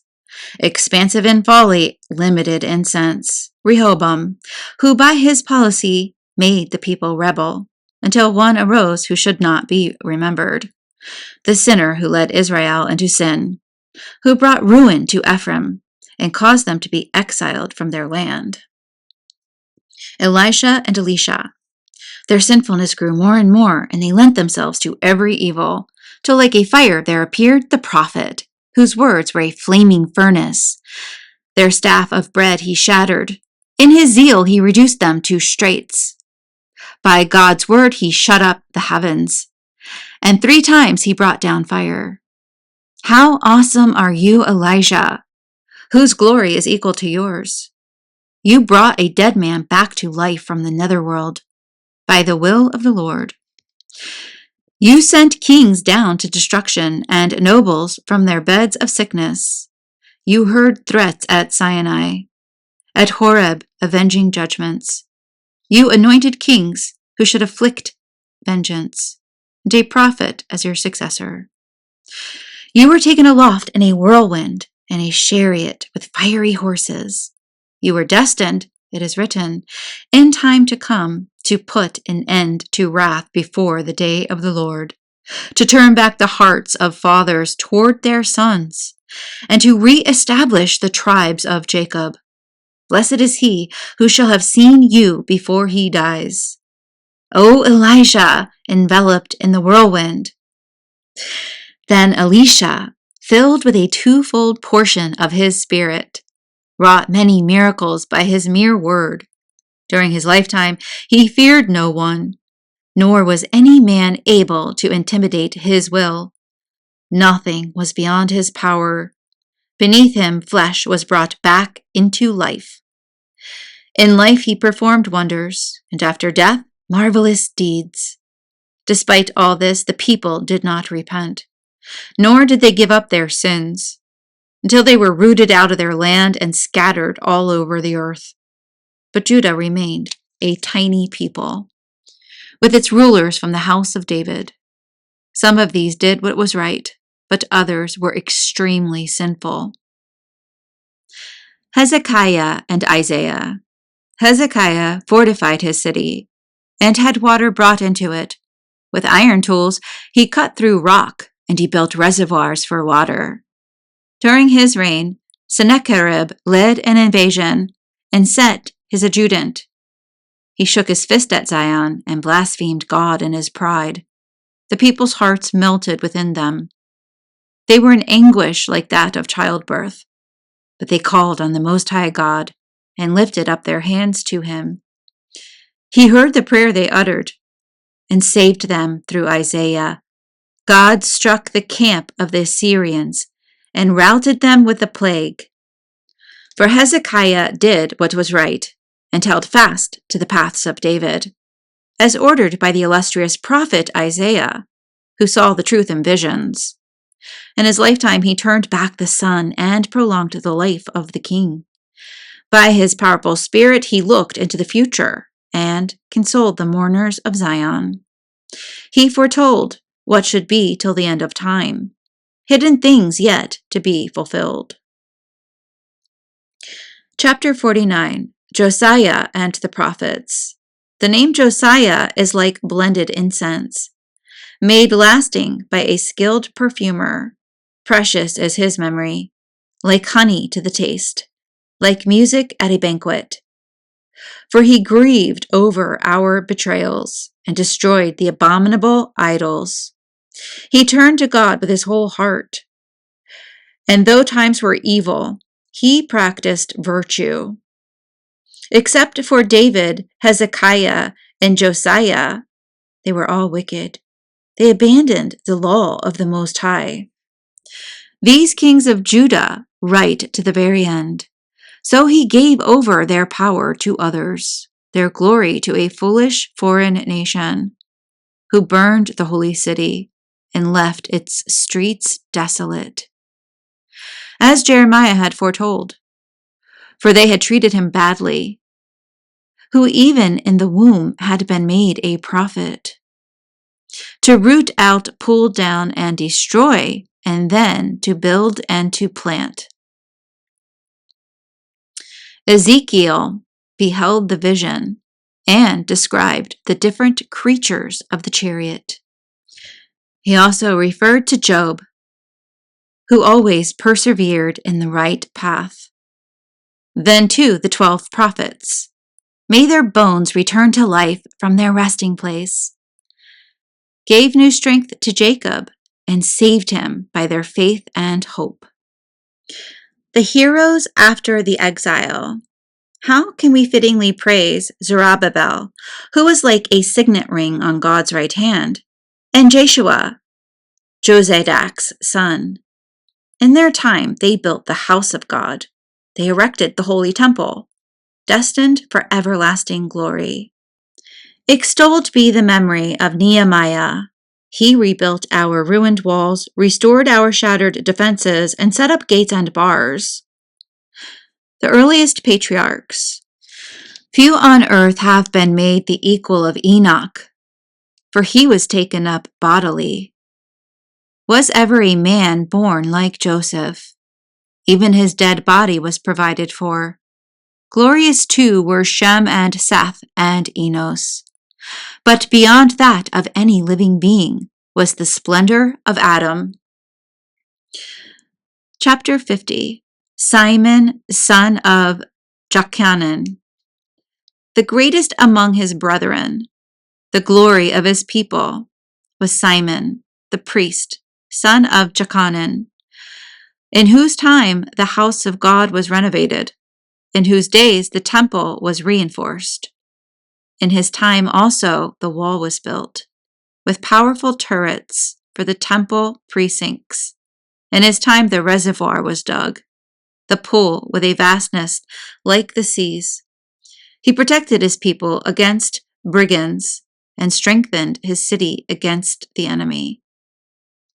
How splendid he was as he appeared from the tent, as he came from within the veil, like a star shining among the clouds, like the full moon at the holy day season, like the sun shining upon the temple, like the rainbow appearing in the cloud sky, like the blossoms on the branches in springtime, like a lily on the banks of a stream, like the trees of Lebanon in summer, like the fire of incense at the sacrifice, like a vessel of beaten gold studded with precious stones, like a luxuriant olive tree thick with fruit, like a cypress standing against the clouds, vested in his magnificent robes and wearing his garments of splendor, as he ascended the glorious altar and lent majesty to the court of the sanctuary.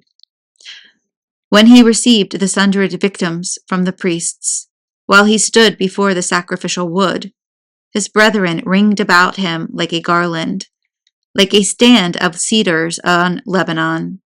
All the sons of Aaron in their dignity clustered around him like poplars, with the offerings to the Lord in their hands. In the presence of the whole assembly of Israel, once he had completed the services at the altar, with the arranging of the sacrifices for the Most High, and had stretched forth his hand for the cup, to offer blood of the grape, and poured it out at the foot of the altar, a sweet-smelling odor to the Most High God. The sons of Aaron would sound a blast, the priests, on their trumpets of beaten metal, a blast to resound mightily as a reminder before the Most High. Then all the people with one accord would quickly fall prostrate to the ground in adoration before the Most High, before the Holy One of Israel. Then hymns would re-echo, and over the throng sweet strains of praise resound. All the people of the land would shout for joy, praying to the Merciful One, as the high priest completed the services at the altar by presenting to God the sacrifice due. Then coming down, he would raise his hands over all the congregation of Israel. The blessing of the Lord would be upon his lips. The name of the Lord would be his glory. Then again the people would lie prostrate to receive from him the blessing of the Most High. And now, bless the God of all, who has done wondrous things on earth, who fosters men's growth from their mother's womb, and fashions them according to his will. May he grant you joy of heart, and may peace abide among you. May his goodness toward us endure in Israel, as long as the heavens are above. Epilogue and Canticles. My whole being loathes two nations. The third is not even a people, those who live in Seir and Philistia, and the denigrate folk who dwell in Shechem.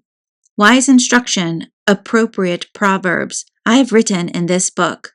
I, Jesus, son of Elisar, son of Sirach, as they gushed forth from my heart's understanding.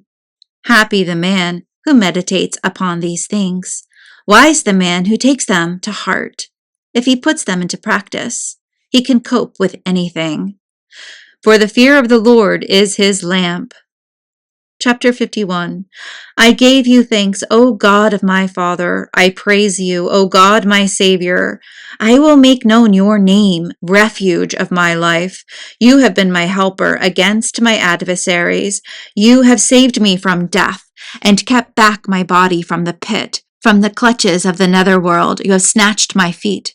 You have delivered me in your great mercy from the scourge of a slanderous tongue and from lips that went over to falsehood, from the snare of those who watched for my downfall, and from the power of those who sought my life. From many a danger you have saved me, from flames that hemmed me in on every side, from the midst of unremitting fire, from the deep belly of the netherworld, from deceiving lips and painters of lies, from arrows of dishonest tongues. I was at the point of death, My soul was nearing the depths of the netherworld.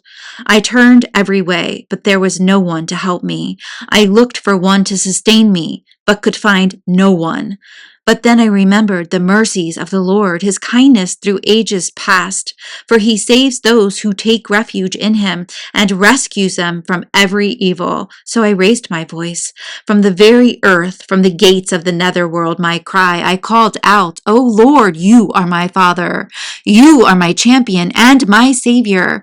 Do not abandon me in time of trouble, in the midst of storms and dangers. I will ever praise your name and be constant in my prayers to you. Thereupon the Lord heard my voice. He listened to my appeal. He saved me from every evil of every kind and preserved me in time of trouble. For this reason I thank him and I praise him. I bless the name of the Lord. When I was young and innocent, I sought wisdom. She came to me in her beauty, and until the end I will cultivate her. As the blossoms yielded to ripening grapes, the heart's joy, my feet kept to the level path, because from earliest youth I was familiar with her. In the short time I paid heed, I met with great instruction. Since in this way I have profited, I will give my teacher grateful praise. I became resolutely devoted to her. The good I persistently strove for.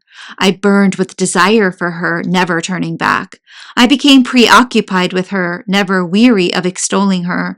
My hand opened her gate, and I came to know her secrets. For her I purified my hands. In cleanness I attained to her. At first acquaintance with her, I gained understanding, such that I will never forsake her. My whole being was stirred as I learned about her. Therefore, I have made her my prized possession. The Lord has granted me my lips as a reward, and my tongue will declare his praises. Come aside to me, you untutored, and take up lodging in the house of instruction. How long will you be deprived of wisdom's food? How long will you endure such bitter thirst? I opened my mouth and speak of her. Gain at no cost wisdom for yourselves. Submit your neck to her yoke, that your mind may accept her teaching. For she is close to those who seek her, and the one who is in earnest finds her. See for yourselves, I have labored only a little, but have found much. Acquire but a little instruction, and you will win silver and gold through her. Let your spirits rejoice in the mercy of God, and be not ashamed to give him praise. Work at your tasks in due season, and in his own time God will give you your reward. The word of the Lord. Thanks be to God. This is a chapel for the soul. Subscribe to receive light keys and sacred knowledge in divine timing. New uploads weekly, audio chapters, prayer recitations, and transmissions from the inner temple.